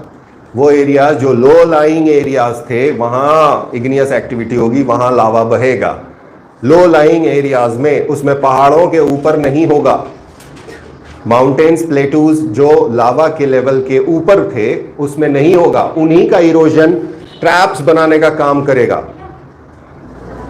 अपन बहुत लेट आए आज, आ गए, यही का कम आ गए, क्या कम है? चाबी है ना, पहले लाके रखना नीचे, नहीं तो हमको बेरंग कर देंगे ये लोग। मतलब आपने बोला कि जहां सरफेस में डेक्कन ट्रैप मिल रहा वहां तो है और जहां नहीं मिल रहा वहां नीचे है। ये नहीं बोला नीचे है, मैंने डेक्कन ट्रैप के 3 हिस्सों की बात की, मैंने पुराने वाले की बात नहीं करी। मैंने ये बात करी कि डेक्कन ट्रैप मेरा lower Deccan trap, middle Deccan trap और अपर डेक्कन ट्रैप है। तो जो सतह पर मुझे सरफेस मिल रही है, दिस डज नॉट शो कि सिर्फ उसकी लेयरिंग है, उस टाइम पीरियड की लेयरिंग है। अगर मुझे एक हिस्से में, जो ये वाला हिस्सा यहां मिडिल मिल रहा है, तो इसके नीचे लोअर डेक्कन ट्रैप है। मैंने ये नहीं कहा कि आर्कियन के नीचे है, वो भी पॉसिबल है। इट इज ऑल्सो पॉसिबल जब इस तरह के फोल्डिंग हो जाए कि पुरानी चट्टान नई चट्टान के ऊपर ओवरले कर दे, वो फोल्डिंग में पॉसिबल है। फोल्ड्स आपको बनवाने को बोले थे मैंने, जब आपको माउंटेन्स का बोला था कि एक सिंपल होता है, फिर कंप्रेसिव एक्शंस होते हैं, फिर इसका बेंडिंग चालू होता है और इस तरह से भी बेंड हो सकता है। सो फोल्ड में पॉसिबल है कि पुरानी चट्टान नई चट्टान को दबा के ऊपर आ जाए। यस, लेकिन यहां जो मैं बात कर रहा हूं कि सबसे पहले वाला लावा बहा तो वो लावा की शीट मिलेगी। ये कहां मिलेगी? ये मिलेगी इस हिस्से में, मालवा के बेल्ट में, वेस्टर्न मालवा में। सबसे पुरानी वाली लावा शीट्स इस बेल्ट की हैं। मिडिल लावा शीट जो सरफेस पे मिलती हैं वो इस हिस्से में मिलती हैं, इस हिस्से में मिडिल नहीं मिलता। क्या? तो वो हिस्सा उठ गया था जब वोल्केनिक एक्टिविटी हो रही थी और लावा का फ्लो उधर नहीं था, लावा का फ्लो इस तरफ हो गया था, या इसके नीचे वो मौजूद है। जो ऊपर की सरफेस मुझे मिडिल डेक्कन ट्रैप की मिल रही है उसके नीचे ऑलरेडी लोअर है, लोअर डेक्कन ट्रैप है, उसके ऊपर मिडिल डेक्कन ट्रैप है, और लास्ट वाला जो अपर डेक्कन ट्रैप मिलता है वो सिर्फ यहां मिलता है। तो इसका मतलब नहीं कि सिर्फ यहां पे अपर डेक्कन ट्रैप है सरफेस पर, इसके नीचे मिडिल डेक्कन ट्रैप हो सकता है, उसके नीचे लोअर हो सकता है। इसका अर्थ यह हुआ कि यह वाला हिस्सा सबसे ज्यादा डीप था जिस टाइम पर यह एक्टिविटी हो रही थी, लो लाइंग एरियाज। किस तरह से वोल्केनिक एक्टिविटी शिफ्ट होती है, यहां पहले इधर, इधर से इधर और लास्ट में इधर। सो 3 स्टेजेस के अंदर जो डेक्कन ट्रैप्स को कंसीडर किया गया है यहां पर, वो तीनों स्टेजेस हमारे पास अलग अलग जगह पर मिलते हैं। साथ ही साथ में कंप्रेसिव फोर्सेस और डाइवर्जिंग फोर्स भी लग रहे थे। जब डेक्कन ट्रैप बन रहा था सो डाइवर्जेंस एक्टिविटी ज्यादा थी। क्या जरूरत है कि इस हिस्से के अंदर आएंगे? How and why? इसी हिस्से के अंदर वोल्केनिक एक्टिविटी क्यों हो रही है? वोल्केनिक एक्टिविटी इस वजह से होती है कि उस जगह पर कहीं ना कहीं कोई ओपनिंग है मैग्मा के लिए। मैग्मा धरती के भीतर है, वो बाहर कैसे निकलेगा? वो बाहर तभी निकल सकता है जब उसको आसान तरीके से निकलने का मौका दिया जाए। क्या ये एक्सप्लोजिव है या साइलेंट वोल्केनिक है? ये फिशर है, साइलेंट है। अगर एक्सप्लोजन होता तो यहाँ बसाल्ट नहीं मिलता। बसाल्ट तभी फॉर्म होता है जब वो फिशर एक्टिविटी से निकला। अगर वो एक्सप्लोसिव होगा तो कौन सी चट्टान बनाएगा? एक्सप्लोसिव वोल्केनोस पढ़ाए थे मैंने, और आपको बताया था कि जब वो फूटता है तो कौन सी चट्टान बनाता है। वो बड़े एरिया में नहीं करता, उसके लिए आपको सुपर वोल्केनो की जरूरत पड़ेगी कि वो फोड़ेगा और फव्वारे की तरह निकालेगा। इतने ऊपर से आएगा, वो बबल्स बन के आएगा, मतलब छोटी छोटी बूंदों के अंदर चट्टानें बनेंगी, उसका डिस्पर्स अलग होगा। ये तो लेयर्स है, सिंगल ब्लॉक है, बड़े बड़े ब्लॉक्स हैं। फिशर वोल्केनो, फिशर वोल्केनो कब पॉसिबल है? जब नर्मदा और सोन रिफ्ट फट गई हैं और उसमें से वोल्केनिज्म चल रहा है। रिफ्ट है, ऑलरेडी रिफ्ट बना दी, ऑलरेडी फॉल्ट कर दिया तुमने, तो क्या वो फॉल्ट एक स्ट्रेट लाइन होगी? ना, वो लाइन जगह जगह पर टूटी हुई होगी, कभी ऊपर बह जाएगी, कभी नीचे बह जाएगी। इट्स नॉट लाइक दैट जब भी आप किसी चीज को फाड़ते हो तो जरूरी नहीं है कि वो एकदम क्रिस्प कैंची की तरह काट दिया या चाकू उठा के काट दिया ना। ये तो तोड़ा फोड़ी वाला मामला है, जिगजैग होगा, इस तरह से होगा। हो सकता है यहां पर इतने में फूटा हो, इधर इतने में फूटा हो, इधर इतने में फूटा हो। जहां जहां लो लाइंग एरियाज है वहां डिपोजिशन होगा। महाराष्ट्र, वेस्टर्न महाराष्ट्र वाला हिस्सा जिसे हम बोलते हैं सह्याद्री, द वेस्टर्न घाट्स महाराष्ट्र के, कैसे बने? Traps formation. ट्रैप्स फॉर्मेशन कैसा हुआ? लावा बना, लावा बहा। किस तरफ बहा? अलग अलग जगह पे, जहां उसको नीचे से जगह मिल गई वो फूटता चला गया। पूरे वेस्टर्न घाट्स के अंदर तो वोल्केनिक ट्रैप्स नहीं है। जहां हम नीलगिरी पहुंचते हैं तो नीलगिरी के अंदर आपको डेक्कन ट्रैप्स नहीं मिलते, वो तो अलग चट्टाने हैं। ये कंसेप्ट है, थोड़ा सा इवॉल्व करने वाली बात है। आई हैव नो आइडिया कि तुम ऐसे को कैसे भूल जाओ। अगला जो पार्ट मेरा था that is your Pleistocene area. Pleistocene इसके साथ में चल रहा है, मतलब डेक्कन ट्रैप और प्लीस्टोसीन वाला जो हिस्सा है वो साथ साथ चल रहा है। डेक्कन ट्रैप्स इंडियन टाइमलाइन है, इंडियन टाइमलाइन वाला पार्ट है। तो जो छोटे छोटे हिस्से हैं वहां पे भी डिपोजिशंस चल रहे हैं। And finally we come down Pleistocene के बाद में, हड़प्पा हो गया, प्लीस्टोसीन हो गया, वो कौन सा है? जुरासिक, क्रेटाशियस, क्योंकि ये तो क्रेटाशियस का टाइम पीरियड है डेक्कन ट्रैप। अब हम आ जाते हैं लेटेस्ट डिपॉजिट्स के ऊपर। लेटेस्ट डिपॉजिट्स के बाद में इंडिया टूट गया। टूटने के बाद वो ट्रैवल कर रहा है पूरा नॉर्थ वर्ड डायरेक्शन में, इक्वेटोरियल डायरेक्शन की तरफ। Actually not towards north, not बोलना गलत है, इक्वेटोरियल डायरेक्शन में हम ट्रैवल करते हैं और बहुत तेजी से आगे टकरा जाते हैं यूरेशियन प्लेट से। तो ये जो रिफ्ट वैली इतनी चौड़ी थी, ये जब टकराएगी कंप्रेस होगी। तो ये जो कंप्रेशन था इसकी वजह से मिडिल पोर्शन ऊपर उठ के बाहर आ गया और वो आज एलिवेशन में हायर है। डिपॉजिट वोल्केनो का है, डिपॉजिट वोल्केनो का नीचे होगा, सतह के निचली तरफ जाएगा, ग्रेडियंट लो होगा, ढाल में होगा। लेकिन उस ढाल को आप पुश कर दो ऊपर तो चट्टान यहां है और पुरानी चट्टानें यहां है। हाइट चेंज हो गई, कारण आपने कंप्रेस कर दिया। जब कंप्रेस कर दिया तो पुराना मटेरियल बाहर निकल कर आ गया, और जब पुराना मटेरियल बाहर निकल कर आ जाएगा, सो डेक्कन ट्रैप्स में जो ये वाला पार्ट है ये पहाड़ों वाला पार्ट, यहाँ पे भी कुछ कुछ जगह पे ऐसे डॉट्स मिलते हैं छोटे छोटे मैप के अंदर, डेक्कन ट्रैप्स के। वो हिस्सा ऊपर उठ गया, कंप्रेसिव फोर्सेस से वो ऊपर उठ गया। वो ऊपर उठ के क्यों मेंटेन कर गया? क्योंकि इसके पहले की जो चट्टाने थे, एक्सेप्ट दिस पार्ट, जो पहले वाला ब्लू वाला पार्ट था, ये इग्नियस मेटामॉर्फिक था या सेडिमेंट्री का मेटामॉर्फिक था इनिशियल वाले फेज में। ये वाली इग्नियस है, ये वेदर को रेजिस्ट करने वाली रॉक्स हैं। तो दूसरी रॉक्स जो सेडिमेंट्री हैं वो घिसना चालू हो रही हैं, वो घिसती रही हैं। सो जो टेकरियां बच गई हैं या जो छोटी छोटी पहाड़ियां आपको दिखती हैं जगह जगह पर मालवा के अंदर, इस पोर्शन में, उसमें अक्सर आपको ऐसा दिख सकता है कि ऊपर चट्टान काली हो, नीचे सेडिमेंट्री हो। तो एक यूनिक फॉर्मेशन आपको कई जगहों पे दिख सकता है, दैट इज बसाल्ट कैप मेसा। ये बसाल्ट है, दैट इज लावा की चट्टान है, और इसके नीचे सेडिमेंट्री डिपॉजिट्स हैं जो इस तरह से है, फ्लैट टॉप। ऊपर लावा ने उसका इरोजन रोक दिया, आसपास से इरोजन होना चालू हो रहा है, तो ये हिस्से इरोड होंगे। इसको कहेंगे हम mesa, that is lava top mesa, basalt top mesa. और वहीं पर एक छोटा सा पॉन्ड था, छोटी सा हिस्सा था जो इस तरह से हो, छोटा हो, इसको हम कहेंगे बट। ये लावा का है। और कई बार ऐसा होता है हमारे यहाँ कि सिर्फ सेडिमेंट्री रॉक की एक टेकरी नुमा बन जाती है, एक टेकरी है या दो टेकरी है या थोड़ी सी बड़ी बन गई, फिर गैप आई, फिर एक और टेकरी आ गई। रिवर्स कर देना इसको इसलिए रिवर्स कर देना, ये आपको अभी गोल दिख रही है बिकॉज ऑफ इरोजिव फोर्सेस। पुराने समय में ये पानी के भीतर बने हुए सेडिमेंट्री रॉक थे जो कंप्रेसिव एक्शन से ऊपर उठ चुके हैं, आसपास का हिस्सा गायब हो गया, और जब लो लाइंग एरियाज थे उन लो लाइंग एरियाज के अंदर काली मिट्टी भरना चालू हुई। इसी वजह से एमपी के अंदर purest form of regolith layer या प्योरेस्ट फॉर्म ऑफ काली मिट्टी नहीं मिलती, उसके अंदर अक्सर आपको दूसरी डिपॉजिट्स मिलते हैं। प्योरेस्ट काली मिट्टी इज नो मिट्टी at all, it's not a soil, it is not a soil, it is a erosion, in situ erosion of that layer, जिसे हम कहते हैं रेगोलिथ। इसलिए इस मिट्टी को कहते हैं रेगुर सॉइल, REGUR। ये अच्छी मिट्टी नहीं है। हम लोग बड़ा इतराते हैं काली मिट्टी वाला इलाका है, जब तक इसमें खाद नहीं डालोगे तब तक ये मिट्टी किसी काम की नहीं है। प्योरेस्ट फॉर्म में जो सॉइल साइंसेस के अंदर हम पढ़ते हैं, जो सॉइल्स होती हैं इंट्राजोनल, जोनल एंड एटसेट्रा, जितनी भी हम सॉइल्स पढ़ते हैं उसमें ये वाली सॉइल नहीं आती। ये फॉर्म इस तरह से नहीं हुई है, ये तो वोल्केनो के टूटने से, इरोजन एक्टिविटी से बनी है। सो गहरी काली मिट्टी, हल्की काली मिट्टी, मध्यम काली मिट्टी। गहरी काली का मतलब डार्क ब्लैक नहीं हुआ, वो पहली बार आके बैठी है। It is deep. अब डीप कहाँ जमाऊंगा मैं? घिस रहा हूँ चट्टान को, तो उस जगह पे जमाऊंगा जिस जगह पे गहराई है। जो एरिया बहुत गहरा होगा वहां पे लंबे लंबे एरिया के अंदर तालाब थे, उस तालाब के अंदर हमारी काली मिट्टी जमा होती जाएगी। कौन सा बेल्ट है? गहरी काली मिट्टी का ये बेल्ट है। बाकी सारे मध्यम है, और उसके बाहर वाले एरियाज के अंदर शैलो है। दैट डिनोट्स इटसेल्फ कि किसी समय इस जगह पे जहां जहां काली मिट्टी का डिपॉजिट हुआ वहां पानी जमा होता था।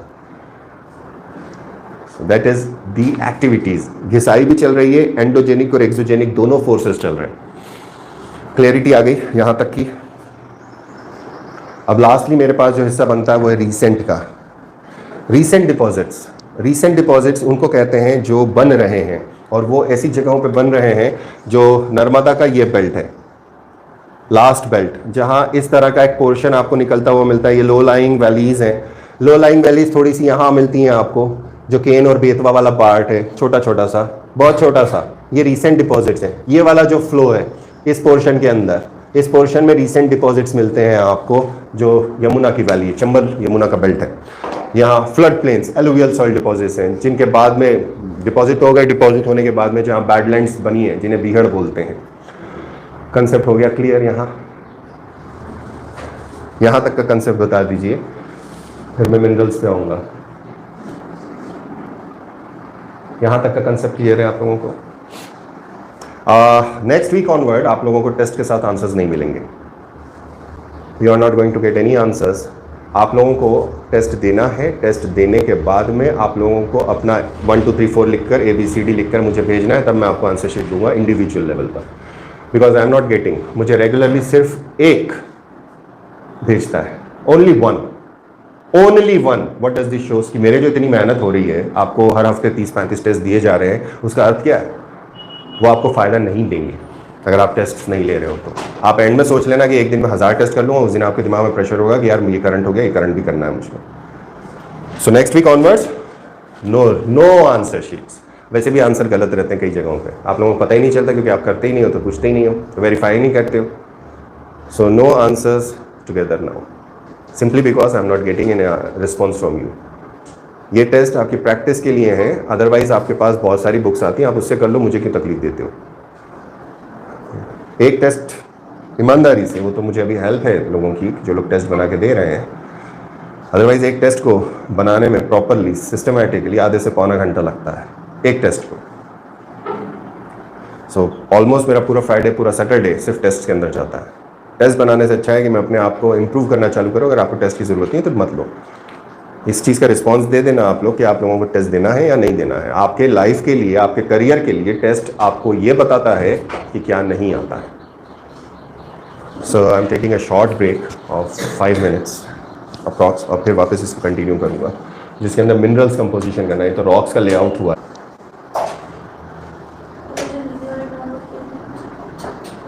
वो ग्रुप पे डाल दे कि लाइव है, पब्लिक सो गई है।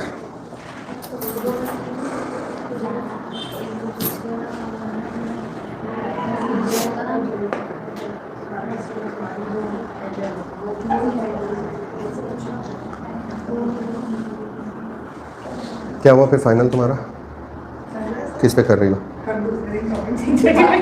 वो होगा, नॉर्मल है, सबके साथ होता है। रतलाम में जाऊँ। ओके, रतलाम में क्या टॉपिक ले रही हो?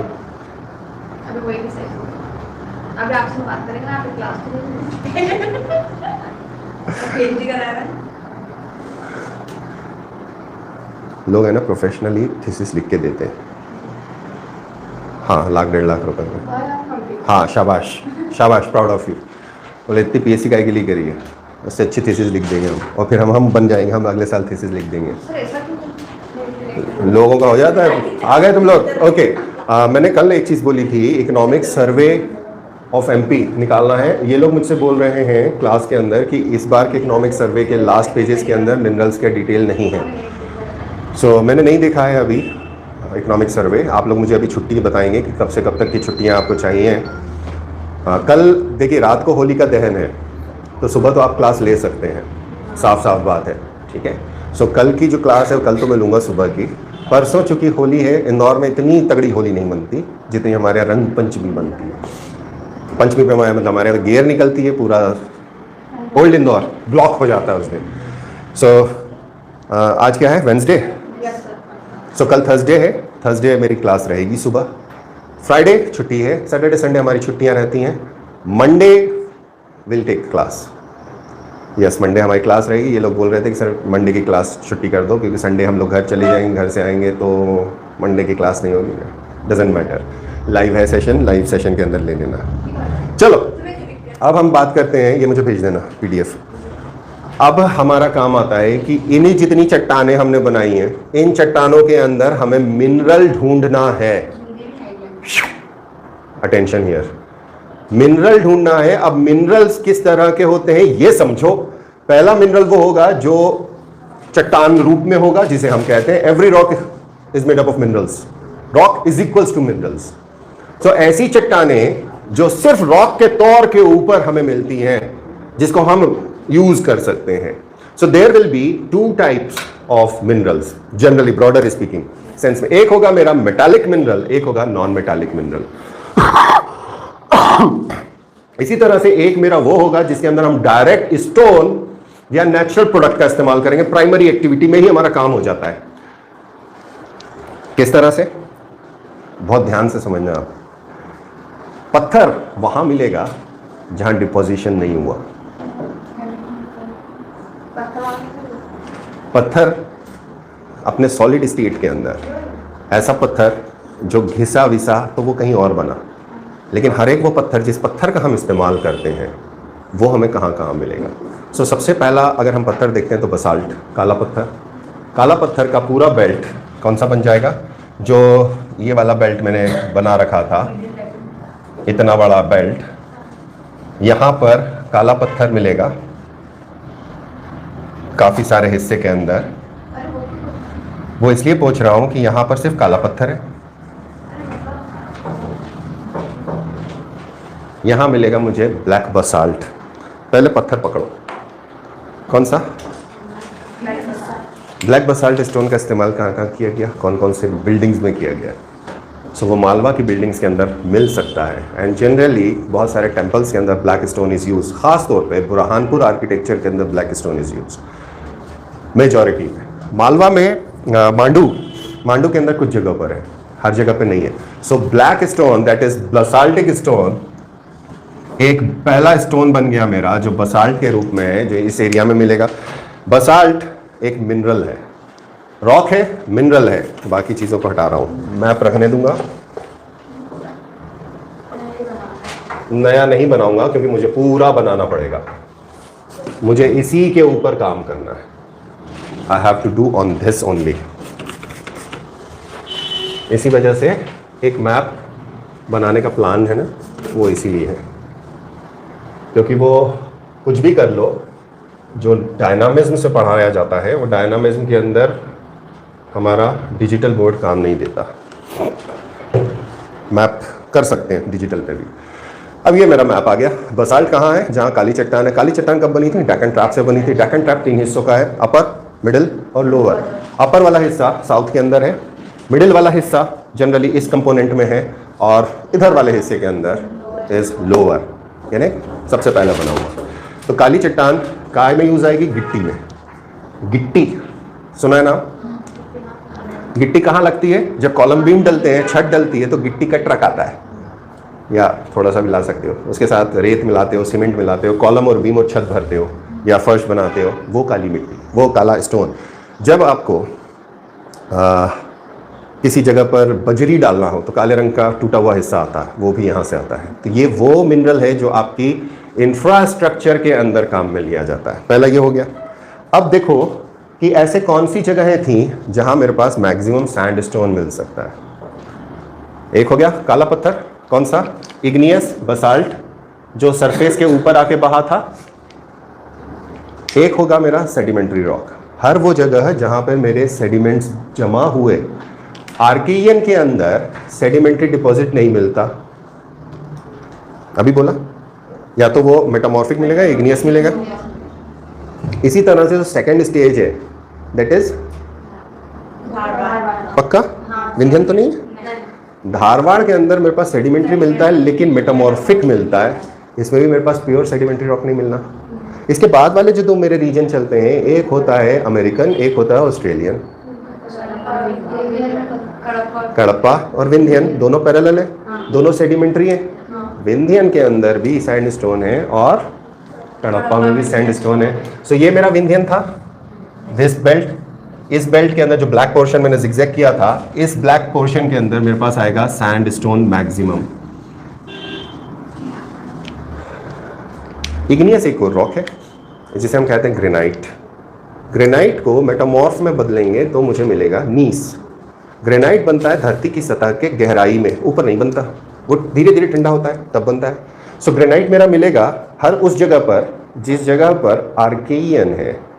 ग्रेनाइट का है क्योंकि आर्कियन के बाद वाला जो मेरा हिस्सा है दैट इज धारवाड़, उसके अंदर इग्नियस एक्टिविटी नहीं है। सो आर्कियन का हिस्सा कौन सा था? ये वाला पोर्शन। तो मैप अलग अलग बनाते चलोगे तो आपका काम आसान हो जाएगा। ये पोर्शन प्लस ये पोर्शन जो ब्लू में बनाया था, प्लस ये वाला हिस्सा, ये वाला हिस्सा, ये अच्छा ये कडप्पा था, ये रहा, ये पोर्शन, ये पोर्शन, ये पोर्शन, ये पोर्शन और ये पोर्शन। इतने बड़े एरिया के अंदर मुझको वो वाली चट्टानें मिलेंगी जो या तो मेरी ओरिजिनल ग्रेनाइट की होगी या इसका रूप बदल जाएगा और नीस होगी, या इस बसाल्ट या दूसरी चट्टानों से मिलने वाली चट्टान हो सकती है जिसे हम कहेंगे शिस्ट। सो ये वाले रीजन के अंदर specially in Archaean and Dharwar ये 3 स्टोन मैक्सिमम मिलते हैं। ग्रेनाइट, नीस ग्रेनाइट का अगला फॉर्म, और शिस्ट, शिस्ट कहां से? बसाल्ट से, दूसरे चट्टानों से भी बनता है। सो ये वाला रीजन उन चट्टानों को देगा जिन चट्टानों के बारे में ये बात करी। तो ये मेरे पहली क्या थी? ये रॉक्स की जगहों के एरियाज थे कि कब बने हैं। उसके बाद फिर हमने इनकी अलग अलग सीरीज निकाल रखी थी। सीरीज निकालने के बाद में यहां पर भी है ना, हमको अब पता करना है कि हमारे काम के लिए, हमारी इकोनॉमिक एक्टिविटी के लिए हमें क्या मिल रहा है। तो ये वो चट्टानें हो गई। फिर हमने देखा था कि पानी आ गया था, पानी जमा हो गया था, पानी जब जमा हो गया था तो लाइफ फॉर्म आने लग गए थे। लाइफ फॉर्म आने के साथ साथ में हमारे पास कैल्शियम का डिपॉजिट होने लगता है and we get limestones. Limestones, limestone क्या आर्कियन में मिलेगा ना, कडप्पा के एंड पार्ट में लाइमस्टोन मिलना चालू होता है, बहुत ज्यादा नहीं होता। सबसे ज्यादा कहां मिलेगा, या तो विंध्यन में मिलेगा या कडप्पा में मिलेगा, दोनों में, विंध्यन और कडप्पा, क्योंकि दोनों पैरेलल चल रहे हैं, दोनों पानी से बन रहे हैं। सो कहां कहां था मेरा कडप्पा, ये बेल्ट है, ये वाले बेल्ट्स हैं कडप्पा के, ये वाले रेड वाला था ना, हाँ है ना। इन सारी जगहों पर आपको लाइमस्टोन डिपॉजिट्स मिलेंगे। अब लाइमस्टोन का मेजर डिपॉजिट पकड़ना, ये सारा विंध्यन है, इसमें लाइमस्टोन हो सकता है, इसमें लाइमस्टोन हो सकता है। जहां जहां आपने विंध्यन प्लॉट करा, जहां जहां आपने कडप्पा प्लॉट करा, वहां आपको लाइमस्टोन मिलेगा। कुछ जगहों पे जहां वोल्केनिक एक्टिविटी हुई है, आपको बहुत अच्छे से पता है कि वोल्केनिक एक्टिविटी नर्मदा सोन ट्रो में हुई है, नर्मदा सोन वैली के अंदर हुई है। नर्मदा सोन वैली के अंदर कॉन्टैक्ट मेटामॉर्फिज्म होगा। सो लाइमस्टोन के बाद कॉन्टैक्ट मेटामॉर्फिज्म और फिर बनेगा मार्बल। सो मार्बल यहां रेयरेस्ट मिलेगा क्योंकि यहां उतनी कॉन्टैक्ट नहीं हुआ। लेकिन ये जो बिजावर सीरीज बनाई थी, इस बिजावर सीरीज के अंदर अगर कहीं लाइमस्टोन है तो इसमें मिल सकता है। उसी तरह से जो एक डक्ट हमारी यहां चलेगी इस बेल्ट के अंदर, ये विंध्यन सीरीज है, इस विंध्यन सीरीज के अंदर भी अंदर वोल्केनिक एक्टिविटी होगी, डाइक्स चलेंगी, वहां मिल सकता है। बट मेजॉरिटी कंटेंट वहां होगा जहां लाइमस्टोन के डिपॉजिट्स बहुत ज्यादा होंगे। सो जबलपुर कटनी बेल्ट मेजर बन जाता है। कटनी से सतना वाला बेल्ट, रीवा वाला बेल्ट, जिस पूरे बेल्ट की हम ये बात कर रहे हैं, इस बेल्ट के अंदर आपको तगड़ा लाइमस्टोन मिलता है। लाइमस्टोन पानी की वजह से, क्यों? Because of that width. Narmada Son बहुत बड़ा था, कंप्रेस हो गया, हिस्सा ऊपर निकल कर आ गया, सतह के ऊपर आ गया, वो पानी के अंदर नहीं है। इसी वजह से लाइमस्टोन का इस्तेमाल करके सीमेंट इंडस्ट्री यूज की जाती है, जिसका मेजर कंसंट्रेशन इस बेल्ट में। चूने का शहर कहलाता था कटनी, कैपिटल था लाइमस्टोन का। कटनी मार्बल के लिए भी मशहूर है। भेड़ाघाट रॉक्स हैं जो नर्मदा ट्रो के अंदर है, नर्मदा उनके बीच में से बहती है, तो मार्बल रॉक्स कैसे बनी? किसी समय में वो लाइमस्टोन था, कॉन्टैक्ट मेटामॉर्फिज्म हुआ, लाइमस्टोन गॉट कन्वर्टेड इनटू।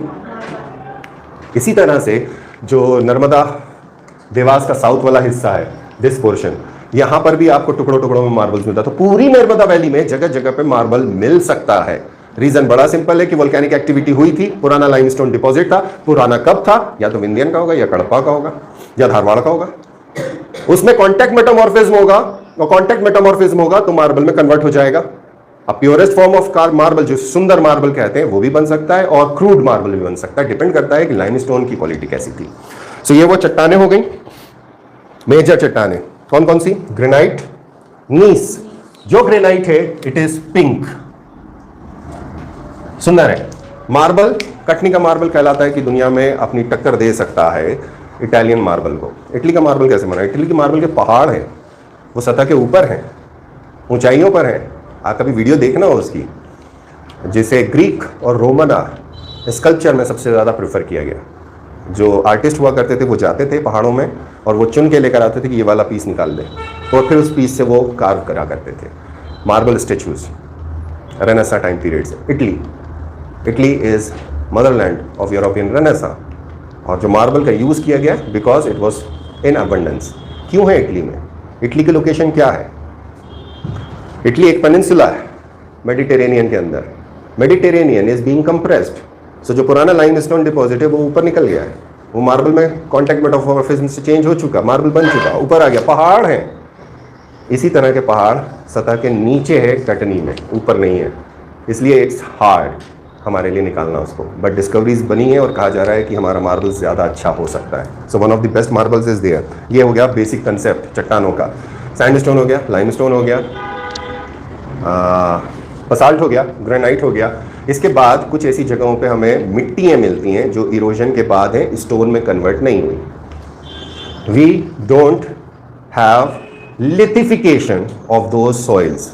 और क्लेज जिसे हम कहेंगे। सो बहुत सारी क्लेज हमारे पास आएंगी। जिस जगह की चट्टान घिसेगी उस जगह की यूनिक क्ले बनेगी।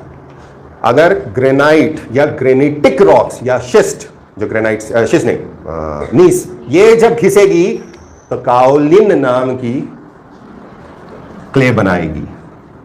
काओलिन ये चाइनीज नाम है। या फिर दूसरी चट्टानों में हमें मिलती है एक और जबरदस्त जो क्ले कहलाती है, that is fire clay. Fire clay की खासियत होती है कि ये रेजिस्ट करती है हीट को, और इसलिए इसको जहां जहां पे भट्टियां लगती हैं उनकी ईंटें बनाने के काम में ली जाती हैं। जहां ग्रेनाइट है, जहां पर जिस बेल्ट के अंदर नीस है, वहां ये मिट्टियां मिलेंगी। कौन कौन सा बेल्ट हो गया? आर्केयन और धारवाड़। ब्रॉडली स्पीकिंग आर्केयन और धारवाड़। अब मिट्टी कैसे बनती है? इरोजन से बनती है, घिसने से बनती है, पानी के भीतर नहीं कि कहीं और है, डिपॉजिट हो गई। इसी तरह से अगर मेरे पास लाल रंग का चट्टान है, वो अगर मैं तोड़ दूंगा तो मेरे पास लाल मिट्टी मिलेगी, जिसे हम कहते हैं ऑकर। ऑकर क्ले है, गेरू क्ले है। कैसे बनी हुई है?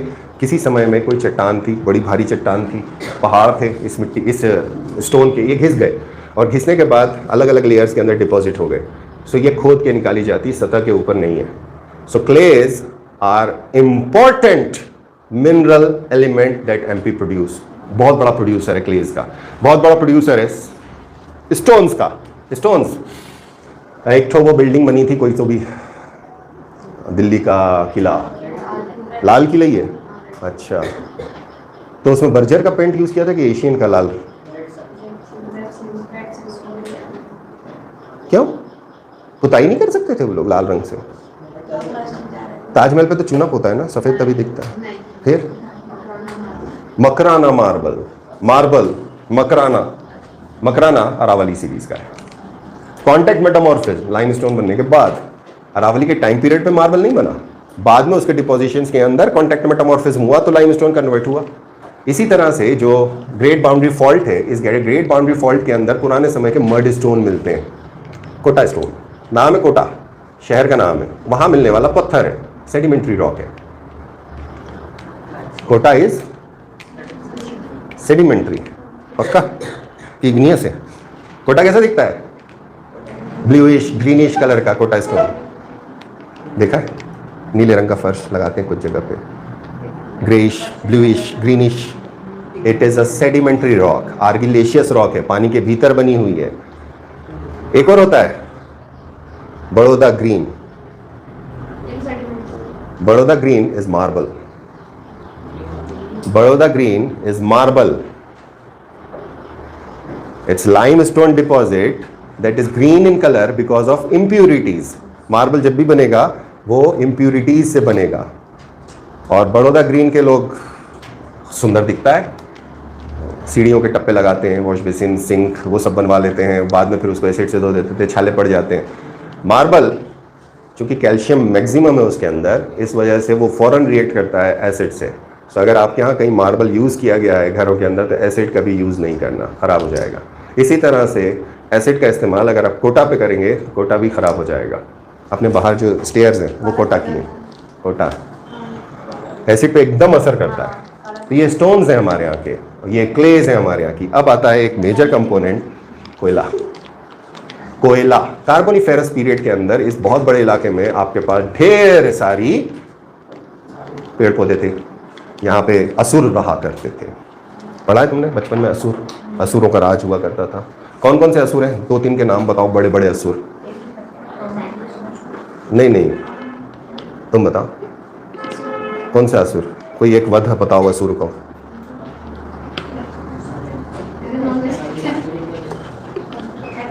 दतिया नाम क्यों पड़ा था? दैत्य वक्र असुर था, है ना? दतिया वहां से पड़ा। तो ऐसे बहुत सारे असुर थे। एक प्रिंसेस हुआ करती थी, डायना। प्रिंसेस डायना नाम सुना है ना? अब वो डायना पुराने समय में से नाम चल रहा है, वो थे डायनासुर। अच्छा, सो हमारे यहाँ डायनासोर रहा करते थे, उसको अंग्रेज सुर नहीं बोलते, सौर बोल देते हैं।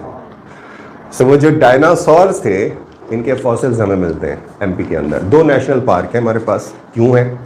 एक इस बेल्ट में है, एक इस बेल्ट में है। तो बीच वाले के जल जुला गए यार, डेक्कन ट्रैप में दबदबा गए। बाद का पार्ट है जुरासिक पार्क के बाद क्रिटेशियस, ट्रायासिक, जुरासिक, क्रिटेशियस। सो ट्रायासिक टाइम पीरियड के पहले कार्बोनेशियस टाइम पीरियड चालू हुआ था, जिसके अंदर भयंकर बड़े बड़े पेड़ थे। तो पेड़ों की गप्प कहां से आएगी? तो हमें फॉसिल्स मिलते हैं इस बेल्ट में, इस बेल्ट में, पुराने पेड़ों के अंडों के साथ में। तो फ्लोरा एंड फौना उस टाइम पीरियड का जो ट्रायासिक है, जुरासिक है या कार्बोनिफेरस है, वो हमें यहां मिल जाता है। इसी के साथ में जो एलिमेंट्स हमको यहां और मिलना चाहते, जो पेड़ पौधे थे, ये घिसते थे, गिरते थे, मरते थे, और बारिश होती थी तो बह जाया करते थे, बाढ़ आ जाती थी तो कहीं ना कहीं जाके डिपॉजिट होंगे। तो उस समय में जहां ये डिपॉजिट हुए, आज हमें वो इलाके के अंदर कार्बन मिलता है। मैं बड़ा बेल्ट बना रहा हूं, एग्जैक्ट नहीं बना रहा हूं। यहां वैली थी जिसके अंदर कोयला है, यहां कोयला दब गया यार। ये है ना, इंक शायद खत्म हो गई इसके अंदर। ब्लू डाली थी तुमने, ब्लैक डाली थी, ब्लैक मैंने डाली थी। ये कोयले का बेल्ट है। सो एक मेरा बेल्ट ये हो जाता है जिसे हम सिंगरौली बेल्ट कहते हैं। सिंगरौली सीधी, यहां पर भी है थोड़ा थोड़ा ट्रेस। और एक ये वाला बेल्ट है मेरा सतपुरा बेल्ट। बाकी जहां जहां काला पत्थर है वहां कोयला नहीं है। क्यों? काला पत्थर कैसे बना था? बसाल्ट कैसे बना था? लावा से बना है। लावा तो आइसक्रीम जैसे ठंडा होता होगा ना? क्या टेम्परेचर होता है लावा का? सतह के ऊपर कहते हैं 900 से 1100 डिग्री सेल्सियस होता है, depending upon the proximity of hot spot, जहां से वो निकल रहा है। 900 डिग्री सेल्सियस पे तो पानी उबल जाता होगा। तो क्या कोयले के ऊपर अगर ये जाएगा या पेड़ पौधे के ऊपर जाएगा तो क्या करेगा?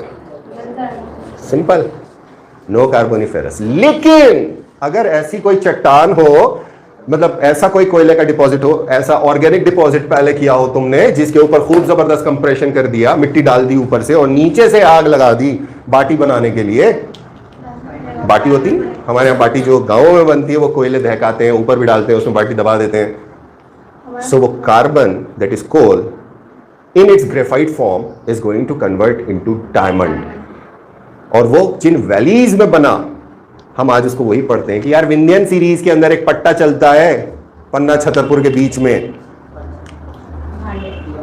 सिंपल। अब आपको सीरीज का सवाल भी यहीं से मिल जाएगा, आपको टाइम पीरियड भी मिल जाएगा कि बना कब। बनने का टाइम पीरियड है क्रिटेशियस, क्योंकि उस टाइम पर वोल्केनिक एक्टिविटी हुई। किन चट्टानों के बीच में बना? तो विंध्यन के बीच की वैलीज के अंदर कार्बन डिपॉजिट हुआ था। विंध्यन में डायमंड नहीं बन सकता। क्यों? क्योंकि विंध्यन टाइम पीरियड पर कार्बन पेड़ों में नहीं था, सिंक नहीं था, लाइफ उतनी नहीं थी। It's simple as that. Life होना जरूरी है तो डायमंड बनेगा। दूसरी तरीके से भी बन सकता है, दूसरी तरीके से भी बन सकता है। कार्बन जरूरी नहीं है कि डायमंड इस तरह से, लेकिन हमारे यहाँ जो बनता है सतह के ऊपर वो डायमंड इसी तरह से बनता है। और यही वाला प्रोसेस चला साउथ इंडिया में, तो डायमंड मिला, फिर चला गया। मतलब 1.5 GB तो ऐसे जाता है कि आजकल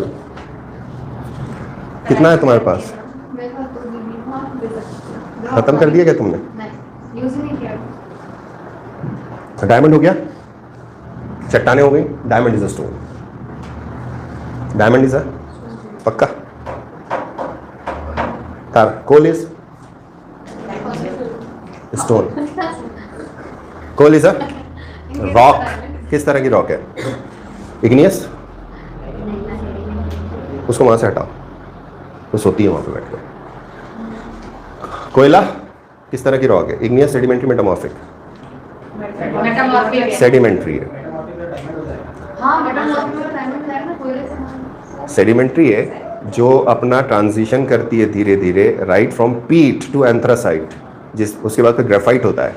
सो ये सब एलोट्रॉप्स हैं उसके। Graphite is allotrope of carbon, coal is allotrope of carbon, diamond is also allotrope of carbon. So diamond is a metamorphic rock. It's a rock, organically formed है। इसी तरह से ऑर्गेनिकली फॉर्म्ड है लाइमस्टोन।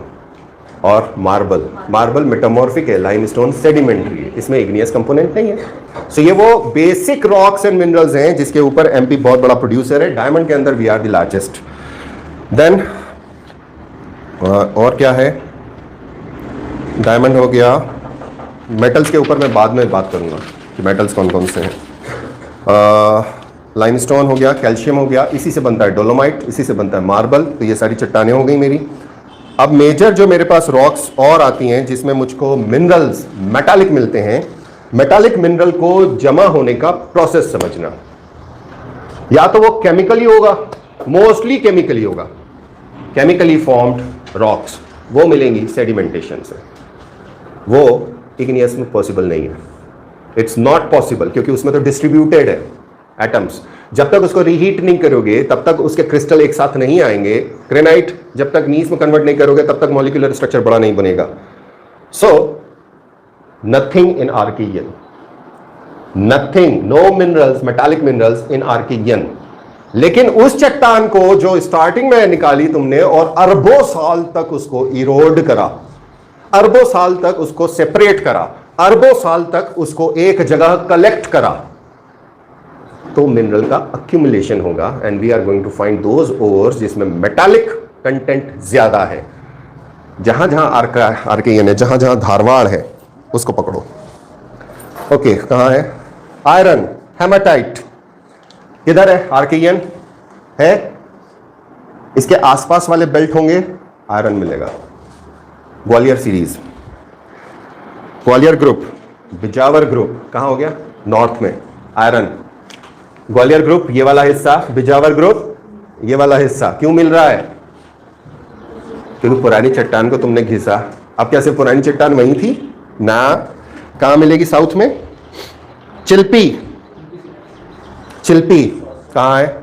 यहां कहीं थी, यहां आर्कियन था, घिसोगे आयरन। चिल्पी सीरीज, तो रीजन बहुत बड़ा है। चिल्पी ग्रुप है, ग्वालियर ग्रुप है, बिजावर ग्रुप है, Jabalpur, Vidisha, Mandla, Balaghat.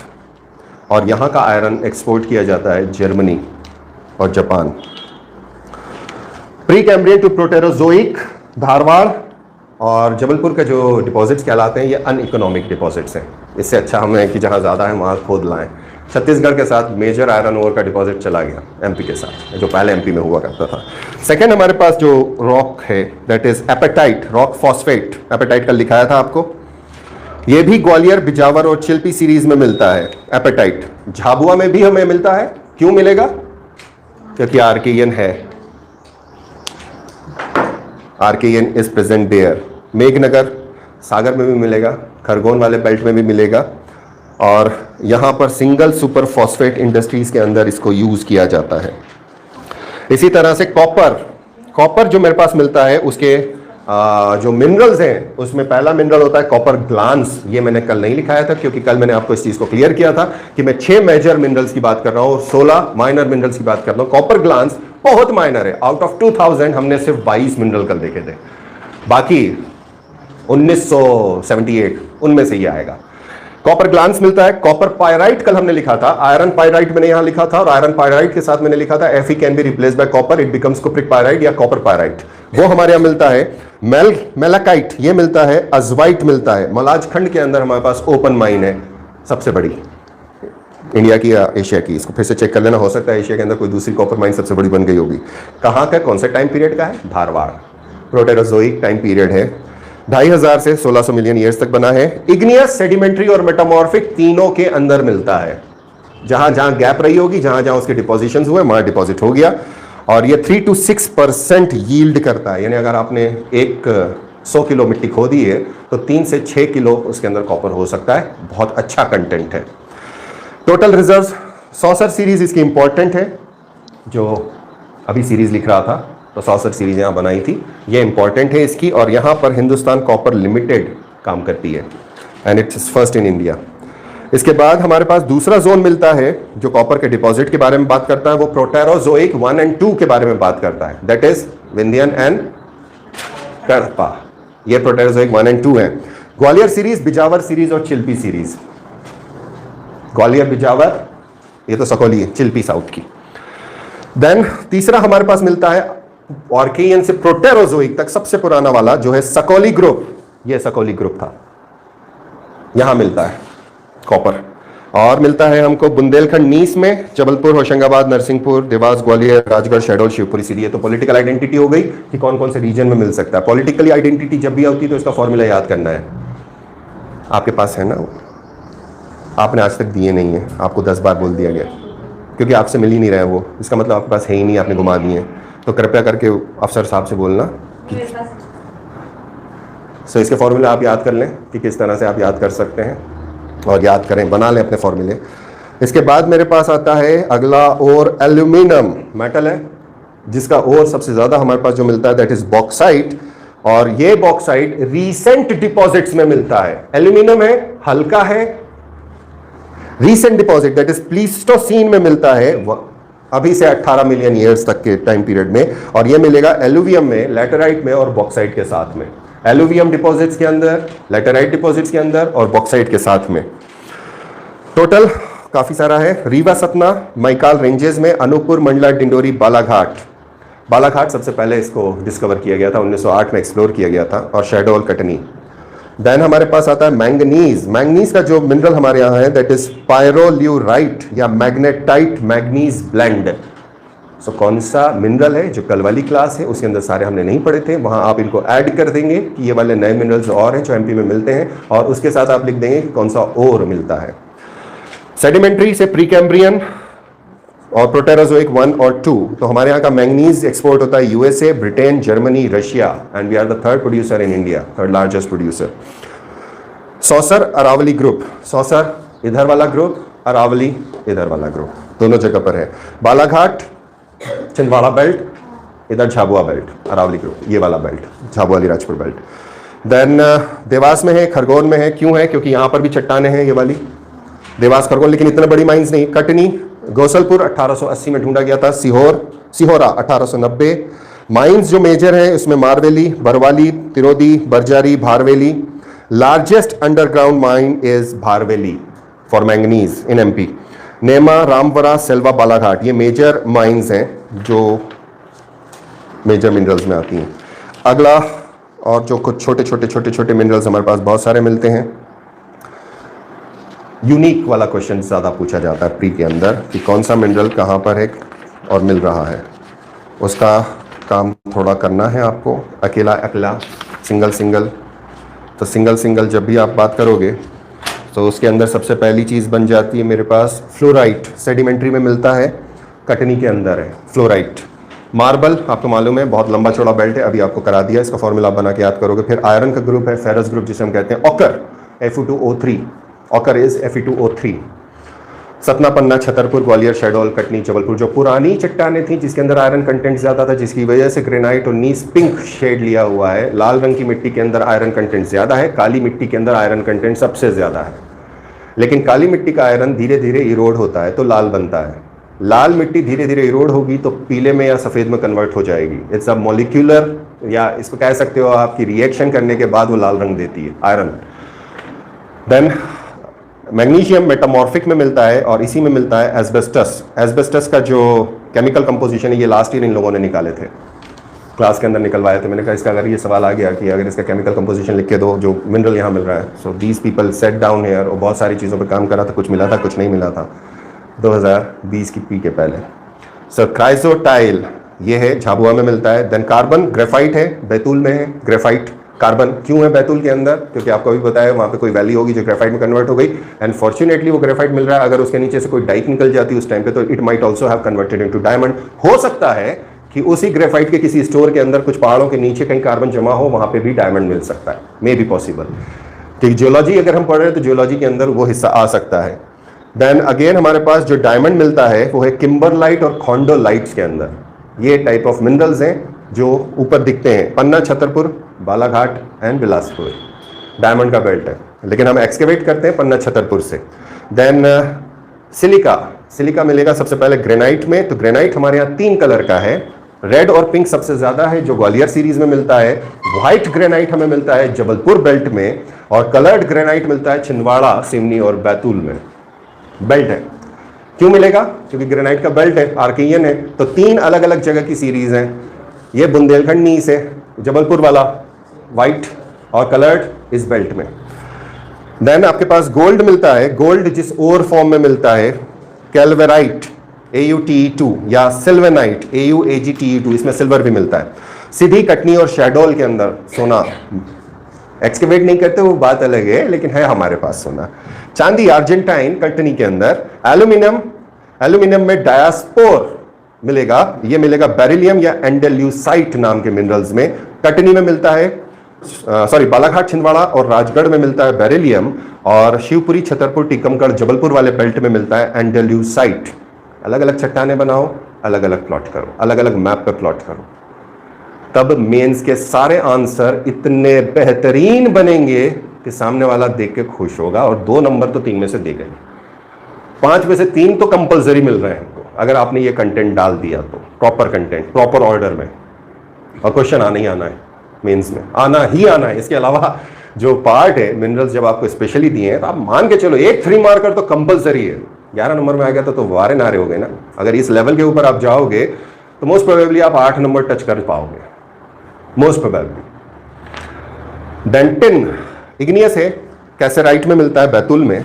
Uranium pitch blend, ये किसी प्री में क्वेश्चन पूछा गया कि पिच ब्लेंड किसका और है, पिच ब्लेंड मिलता है शैडोल में। टंगस्टन वोल्फ्रामाइट, ये भी पूछा गया, ये तो एमपी का क्वेश्चन है शायद, इफ आई रिमेंबर इट, ये होशंगाबाद में है।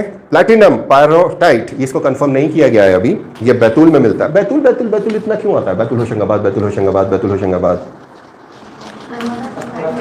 नर्मदा, नर्मदा सोनट्रो में जो कंप्रेशन हुआ है, जमा हुआ मटेरियल ऊपर आ गया वैली में। आपको पहला कंसेप्ट सिखाया, मिनरल ढूंढना है प्लेन्स में मत ढूंढो, पहाड़ों के ऊपर मत ढूंढो, प्लेटूज उनकी वैलीज में ढूंढो, रिवर वैलीज में वहीं मिलेंगे। छोटा नागपुर इज अ प्लेटू, प्लेटू के ऊपर नहीं मिलता, आसपास की वैलीज में मिलता है।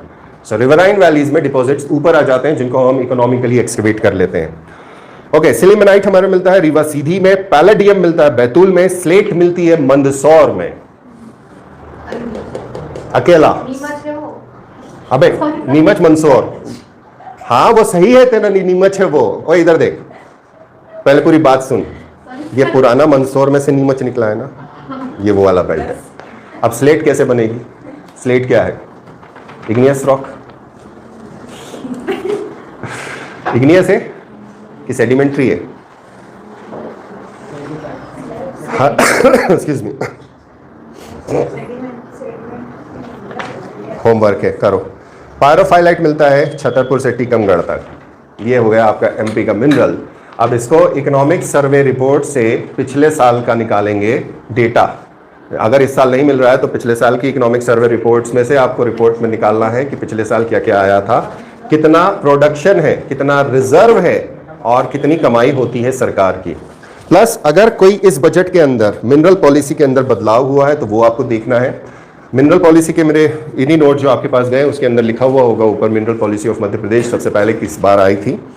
वर्ल्ड के अंदर कुछ मिनरल्स आपको करने पड़ सकते हैं, इसको आज आप प्लॉट करेंगे। जैसे कल मैंने आपको बोला था कोयले का, पेट्रोल का, वर्ल्ड का, उसी तरह से आप इसको भी प्लॉट करेंगे। सो ग्रेफाइट मेडागास्कर लार्जेस्ट प्रोड्यूसर, इसको फिर से वेरीफाई करेंगे, इसके ऊपर ब्लाइंडली फॉलो नहीं करेंगे। देयर इज नो गारंटी कि आज भी वो वैसा का वैसा है, चेंज होते रहते हैं इकोनॉमिक ज्योग्राफी में हर साल। Gold south Africa Australia, platinum south Africa Canada, chromium south Africa Russia, diamond south Africa Congo Australia, zinc Canada Australia, uranium, निकल, कोल, स्टील, आयरन ओर, इसको बेसिकली क्लासिफाई करना है। अगर आप आसानी से करना चाहते हैं तो क्लासिफाई कीजिएगा। किस तरह से क्लासिफाई करेंगे, एक एग्जांपल दे रहा हूं। Previously, I was confused how iron and bauxite deposit found in Gwalior and Jabalpur. Now concept clear, sir. Thank you very much. God bless you. बाबा ये और कोई पढ़ा दे इस तरीके से तो फिर बताना मुझे को, इस लेवल के ऊपर इस चीज को। ये सबसे गंदा टॉपिक माना जाता है।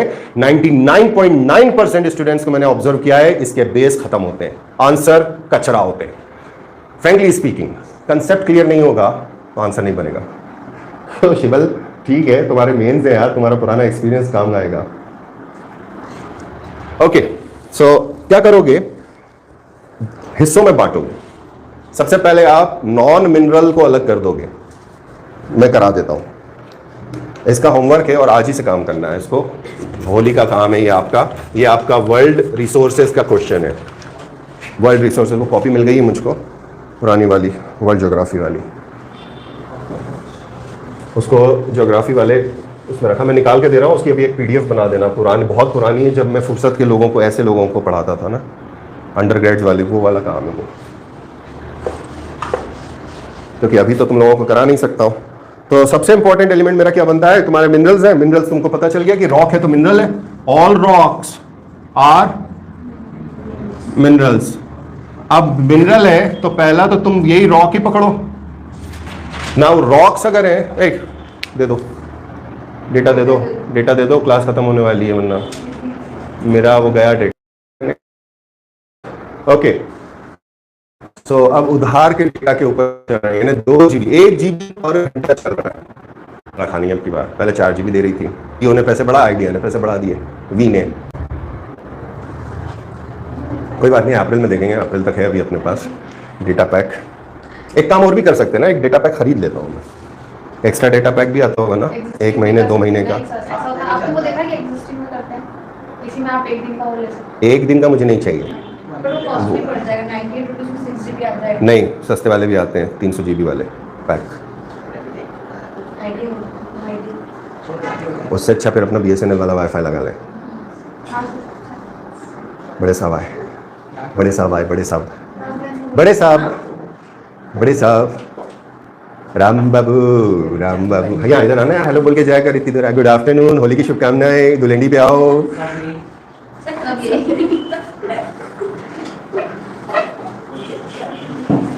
तुम्हें उस दिन मैंने समझाया था मक्कारी छोड़ दो। सर मक्कारी कब करी मैंने? रॉक्स, सो रॉक्स मेरी 2 तरह की होगी, एक होगी, मतलब इसको मैं कहूंगा in other sense the stones, the clays. Stones 2 तरह के, एक मेरा स्टोन होगा जो कंस्ट्रक्शन के काम में आता है, एक मेरा वो स्टोन होगा जिसे मैं प्रेशियस, CIOU PRECIOUS, प्रेशियस। यार अब प्रैक्टिस फिर से करना पड़ेगी इसकी,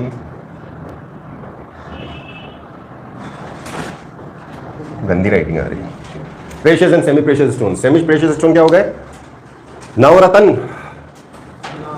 नवरत्न, अंगूठी पहनते ना नवरत्न की, कौन कौन से होते हैं नवरत्न? मोती होता है उसमें, मोती इज ए स्टोन। मोती कैसा है? Sedimentary, igneous, metamorphic. मोती, मोती। वो यहाँ पे बात मत किया करो, दिन भर बात कर लिया करो। सर आपके लिए देख रहे थे डाटा। मोती, नहीं डाटा। अच्छा मेरे लिए डेटा देख रही थी, मत देखो। मोती क्या है? मूंगा क्या है? मूंगा स्टोन है, ऑर्गेनिकली फॉर्म्ड है दोनों, they are both organically formed. Diamond stone है, प्रेशियस है, ऑर्गेनिकली फॉर्म्ड है। सफायर, रूबी, टोपाज, ये सब क्या है? ये केमिकली फॉर्म्ड है, जनरली इग्नियस एक्टिविटी से बनते हैं। केमिकल का कंपोजिशन जब ज्यादा हो जाता है प्योरेस्ट फॉर्म के अंदर, अभी मैंने कल लास्ट क्लास के अंदर मिनरल लिखाया था, तो मिनरल के अंदर लिखाया था सफायर एंड रूबी कब बनेगा, वो कौन सा है? अगर वो मिनरल हमारे यहाँ मौजूद है और वहाँ इग्नियस एक्टिविटी हुई प्योरेस्ट फॉर्म के अंदर, वो मिल जाएगा आपको। सो प्रेशियस एंड सेमी प्रेशियस और कंस्ट्रक्शन मटेरियल। कंस्ट्रक्शन में क्या आ गया? ग्रेनाइट्स आ गए, नीस, बसाल्ट, लाइमस्टोन।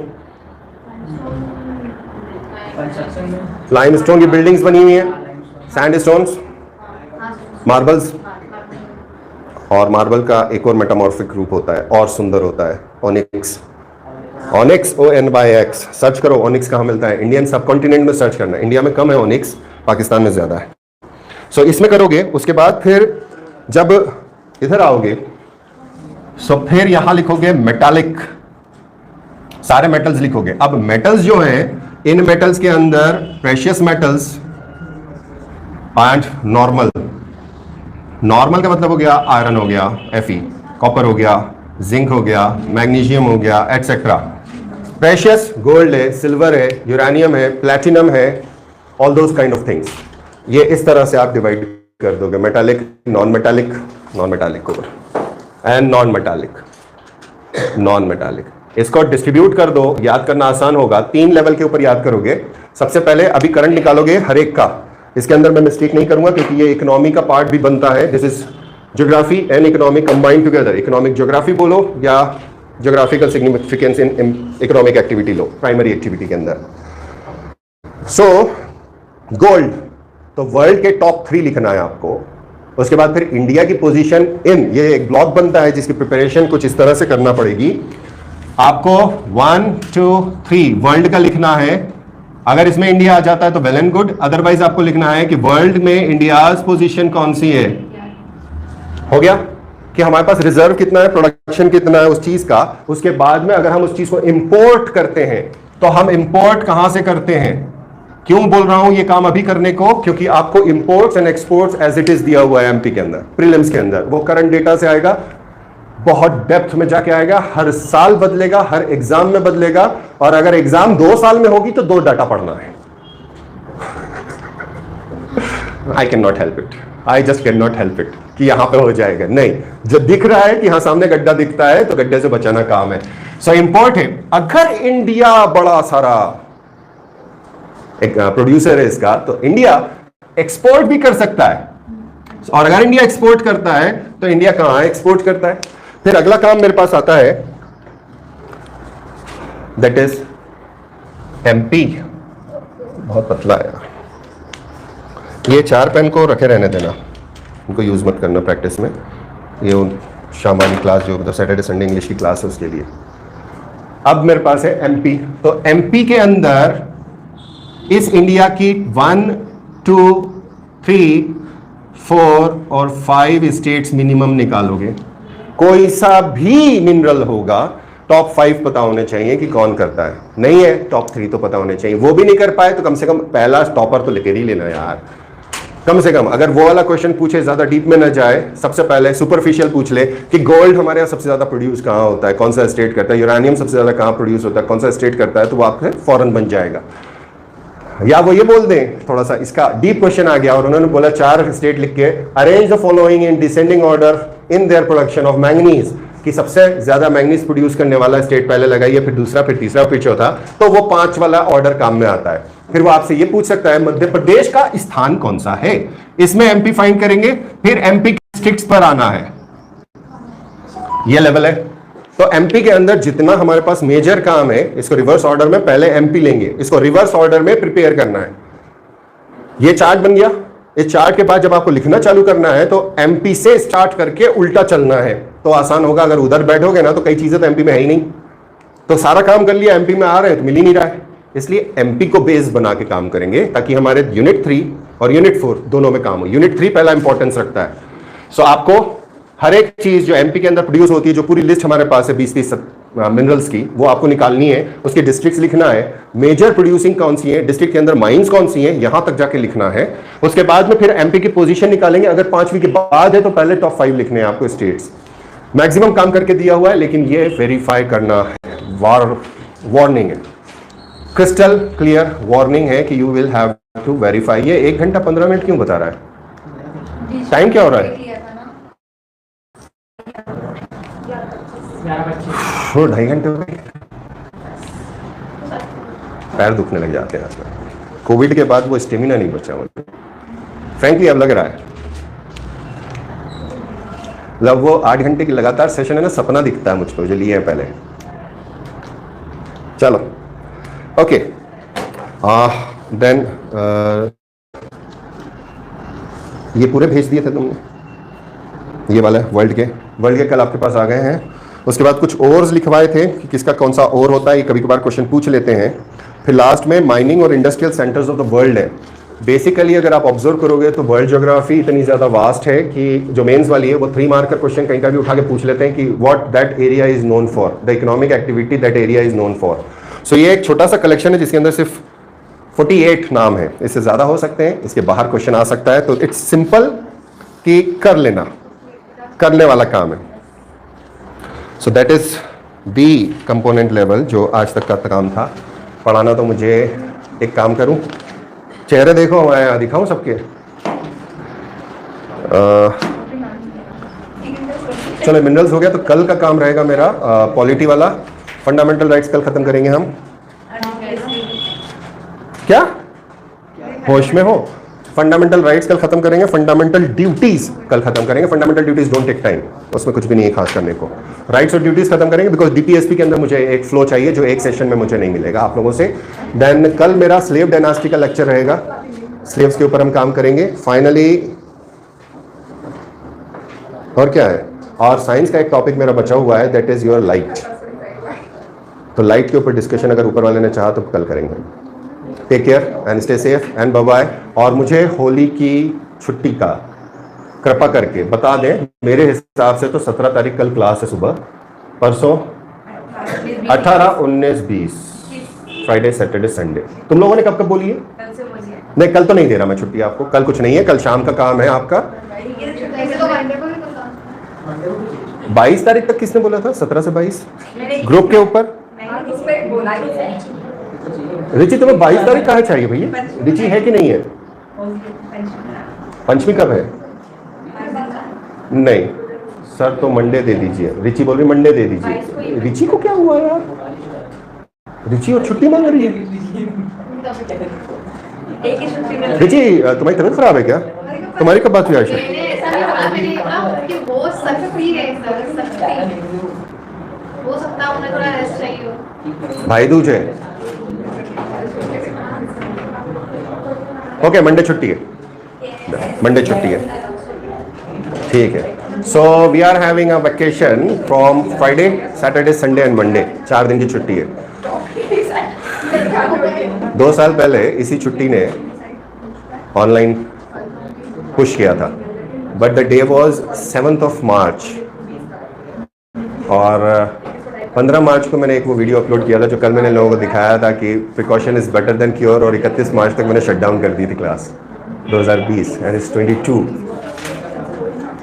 इसको बहुत अच्छे से करना, स्टेप बाय स्टेप करना, मैप्स में बना के करना, एंड कोशिश करना A4 साइज में बनाओ।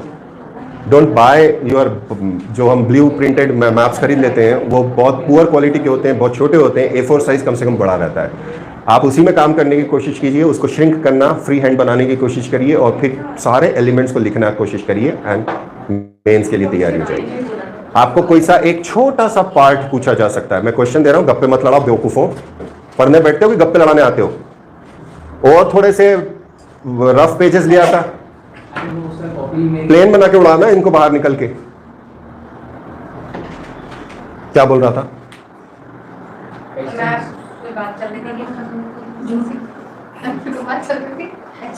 क्या बोल रहा था बता तू? क्वेश्चंस दे रहे थे, आप बोल रहे थे। वो बोल दिया था क्वेश्चन, तो लिखा कहां तुमने?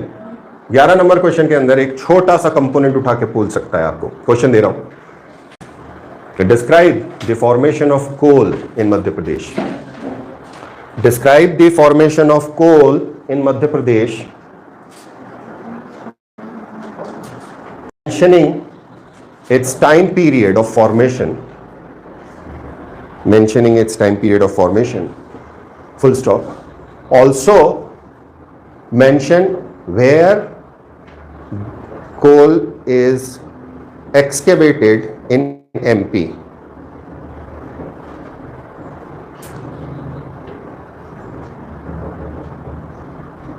Full stop. Also mention the export of MP's coal to various countries and their volume in past 5 years. Volume and in past 5 years.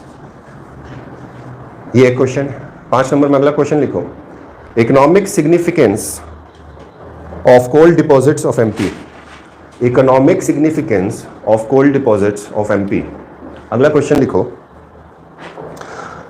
what is the contribution of mining industry in the GDP of MP? Discuss with reference to past 10 years. अगला लिखना, how does the new mineral policy of MP, how does the new mineral policy of MP is designed, yeah, what are the main objectives of the mineral policy of MP? What are the main objective या chief objective of mineral policy of MP? And अब इसी का question का बड़ा रूप आ सकता है, आगे पूछ सकते हैं, has it achieved its objective so far? क्या इसने अपने ऑब्जेक्टिव्स को अभी तक पूरा किया है? If not, then why? If not, then why? And how do you suggest the mineral wealth how do you suggest the mineral wealth of MP is beneficial to the GDP of MP? What steps are to be taken to convert this mineral wealth into development story of MP? एक और question दे रहा हूँ, ये उन लोगों को question दे रहा हूँ जिन लोगों ने कभी मिनरल्स के आंसर लिखे हों, उन लोगों के लिए, सबके लिए नहीं है। जो एकदम पहली बार लिख रहे हैं उनके लिए ये वाला क्वेश्चन अभी नहीं है। क्वेश्चन लिख के रख लेना, इस पे दिमाग मत लगाना क्योंकि इस पे दिमाग नहीं चलेगा। MP is a rich state with poor people. MP is a rich state with poor people. Discuss, analyze. ठीक है। रिच स्टेट का मतलब होता है मिनरल वेल्थ, नेचुरल वेल्थ बहुत है। पुअर पीपल का मतलब है MP is poor when it comes down to per capita income. ये कंपैरेटिव लेवल है कि हमारे पास नेचुरल वेल्थ कितना है, उस नेचुरल वेल्थ को क्या हम ट्रांसफॉर्म कर पा रहे हैं। सिमिलर क्वेश्चन आता है झारखंड के लिए, सिमिलर क्वेश्चन बनता है छत्तीसगढ़ के लिए। मिनरल रिच स्टेट्स हैं, लोग पुअर हैं, तो लोग गरीब हैं। क्यों गरीब हैं? Because we are not able to convert the natural resources, जो पैसा वहां से हम निकाल सकते हैं, जो इंडस्ट्रीज हम प्लांट कर सकते हैं, इंडस्ट्रीज हम लगा सकते हैं, उसमें हमारा फोकस नहीं है। देखो पंजाब को, मैं कहता हूं तो 4-4, 5-5 साल आगे की चीज़ों को पहले डिपिक्ट करता हूं। ईश्वर ने अब तक तो वही दे रखा है। अभी कुछ दिन पहले मैंने तेल के भाव के बारे में बात करी थी कि वो भागेंगे, 200 के ऊपर चला गया मैडम सोयाबीन, और अभी और बढ़ेगा। आटा बढ़ना नहीं चाहिए, बढ़ रहा है। इंडिया इज सेल्फ सस्टेन, हमारे पास गेहूं बहुत है, हम एक्सपोर्ट करते हैं, लेकिन गेहूं की वजह से हमारे यहाँ क्यों बढ़ रहा है? रशिया हमसे ले रहा है, हम तो लेते हैं उससे कई बार।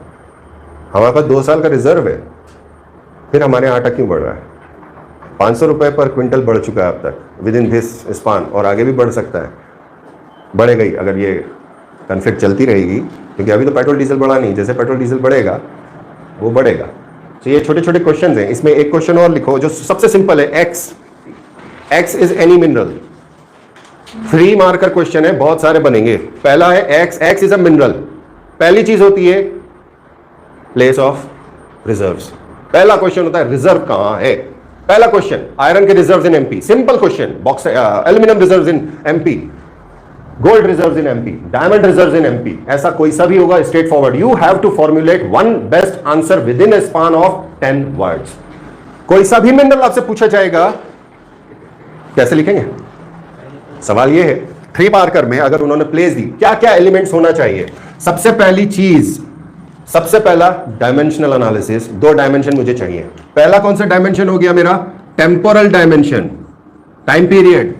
कौन सा टाइम पीरियड है? टाइम पीरियड कौन सा वाला? खोदने वाला या बनने वाला? बनने वाला। बनने वाला time period, that is formation. तो क्या बनेगा? रॉक ग्रुप आएगा। अब रॉक ग्रुप जो होगा, it may have series in it. Rock group के साथ सीरीज आएगी। हो सकता है ये सुपर ग्रुप का हिस्सा हो सकता है। सो सुपर ग्रुप भी हो सकता है, रॉक ग्रुप और उसकी सीरीज। इसके बाद में आप लिखोगे उसका मिनरल और दैट इज, और फिर आप बताओगे ये, और इसके बाद आप लिखोगे डैश करके political location, special dimension, political. ये तो मिनिमम है। अब यही वाली चीज के अंदर वो आपसे पूछ ले, formation of iron ore in MP, done. इस तरह का फ्रेम करके रखो, कीवर्ड्स निकाल के कि क्वेश्चन इधर से पूछ रहा है, इधर से पूछ रहा है, बाल नोच के पूछ रहा है। कंटेंट वही रहेंगे जो टिपिकल आंसर में आएंगे, तो तुमको वहां दिमाग नहीं लगाना पड़ेगा, आपको सेम आंसर लिखना है। जो क्वेश्चन पूछा जाए उसको हाईलाइट कर नहीं सकते, उसको अंडरलाइन करना है। ये मस्ट है। समीक्षा अगर तुम लाइव हो, और अगर वो लाइव नहीं है तो उसको ये बता देना कि ये लास्ट एंड में समीक्षा देख ले। समीक्षा, तुम्हारी राइटिंग दोनों लाइन के नीचे आकर रही है, थोड़ी सी ऊपर चढ़ाओ, क्योंकि अंडरलाइन जब तुम कर रही हो तो अंडरलाइन नीचे वाली लाइन के साथ मर्ज हो रही है। थोड़ी सी ऊपर चढ़ा के लिखो जितने तुम मुझे आंसर लिख के भेज रही होगी। ओके, ये हो गया। अब इसके बाद वो पूछता है, सिंपल पूछ सकता है कौन किसका मिनरल है, किस मिनरल में से कौन सा एलिमेंट निकाला जाता है, सिंपल है। सो अगर उसने बोल दिया यूरेनियम, और कौन सा है, मिनरल कौन सा है, तो आपको सिंपल एक वर्ड लिखना है, दैट्स ऑल। वहां आंसर कंप्लीट हो जाता है। हम 2 नंबर की तो उम्मीद उसी में कर सकते हैं। आगे पीछे अगर कुछ जोड़ना है तो दैट इज योर इच्छानुसार नमक लगा सकते हो, जितना खाना उतना डाल दो। उसके अलावा एक क्वेश्चन और बनता है, what are the uses of X कहाँ यूज किया जाता है? जितना अपनों ने कंस्ट्रक्शन मटेरियल वाली बात करी थी उसके ऊपर क्वेश्चन आ सकता है, तो एग्जांपल्स आपके पास पता होने चाहिए कि बसाल्टिक एग्जांपल कौन से, बसाल्ट स्टोन का इस्तेमाल कहाँ कहाँ किया गया, काला पत्थर का काम किन टेम्पल्स में मिलता है, कौन से स्कल्पचर में मिलता है, और मार्बल कहाँ मिलता है, कौन से स्टोन्स में मिलता है, मार्बल का आर्किटेक्चर एमपी में कहाँ कहाँ है, सैंडस्टोन आर्किटेक्चर कहाँ कहाँ है। अगर हमने खजुराहो के ऊपर बात करी थी, जब मैंने पूरा एक्सप्लेन किया था, तो ये बताया था आपको कि स्टार्टिंग वाले टेम्पल्स ग्रेनाइट के हैं, स्टार्टिंग वाले, बाद में फिर सैंडस्टोन में मूव हो गए। तो सैंडस्टोन, ग्रेनाइट, लाइमस्टोन, मार्बल, इन सब के ऊपर आपको काम करना है, यूजेस बताने। ये सिंपल है, बहुत सिंपल है। टिपिकल 5 मार्कर क्वेश्चन अगर ये कंप्रेस करके बनाया तो बहुत मुश्किल होगा, क्योंकि उसको बनाना पड़ेगा, इसलिए आपको एक छोटा मैप बनाना ही बनाना है। वो आपसे सिंपल उठा के पूछ लेगा, 5 नंबर का क्वेश्चन है, इंडस्ट्री के ऊपर है, सीमेंट इंडस्ट्री इन एमपी। सिर्फ ये दे गया, मेंशन करके बोल देगा रॉ मटेरियल्स सप्लाई, कौन सा रॉ मटेरियल यूज किया जाता है, कहाँ पे लोकेटेड है, कितना प्रोडक्शन करता है, वो इकोनॉमिक एस्पेक्ट भी जोड़ देगा। सो जियोलॉजिकल एस्पेक्ट और इकोनॉमिकल एस्पेक्ट, जहां ये दोनों जोड़ दिए, प्रैक्टिस मांगेगा। तो इसको बेस अच्छा बनाओ, अभी टाइम है, आज 15 मार्च है, आपका एग्जाम जो है वो अप्रैल 24 को है कि था 19, तो अभी आपके पास मार्च से अप्रैल, अप्रैल से मई, मई से जून, इसमें घोटे लग जाने चाहिए और 90% प्लस पहुंच जाना चाहिए। अभी काम करना है, तब जाके मेंस का ये काम अभी तैयार होगा, उधर तुमसे ये काम नहीं होगा। ये काम उधर करने बैठोगे, उधर मेंस वाले पार्ट छूट जाएंगे। Bye bye, take care.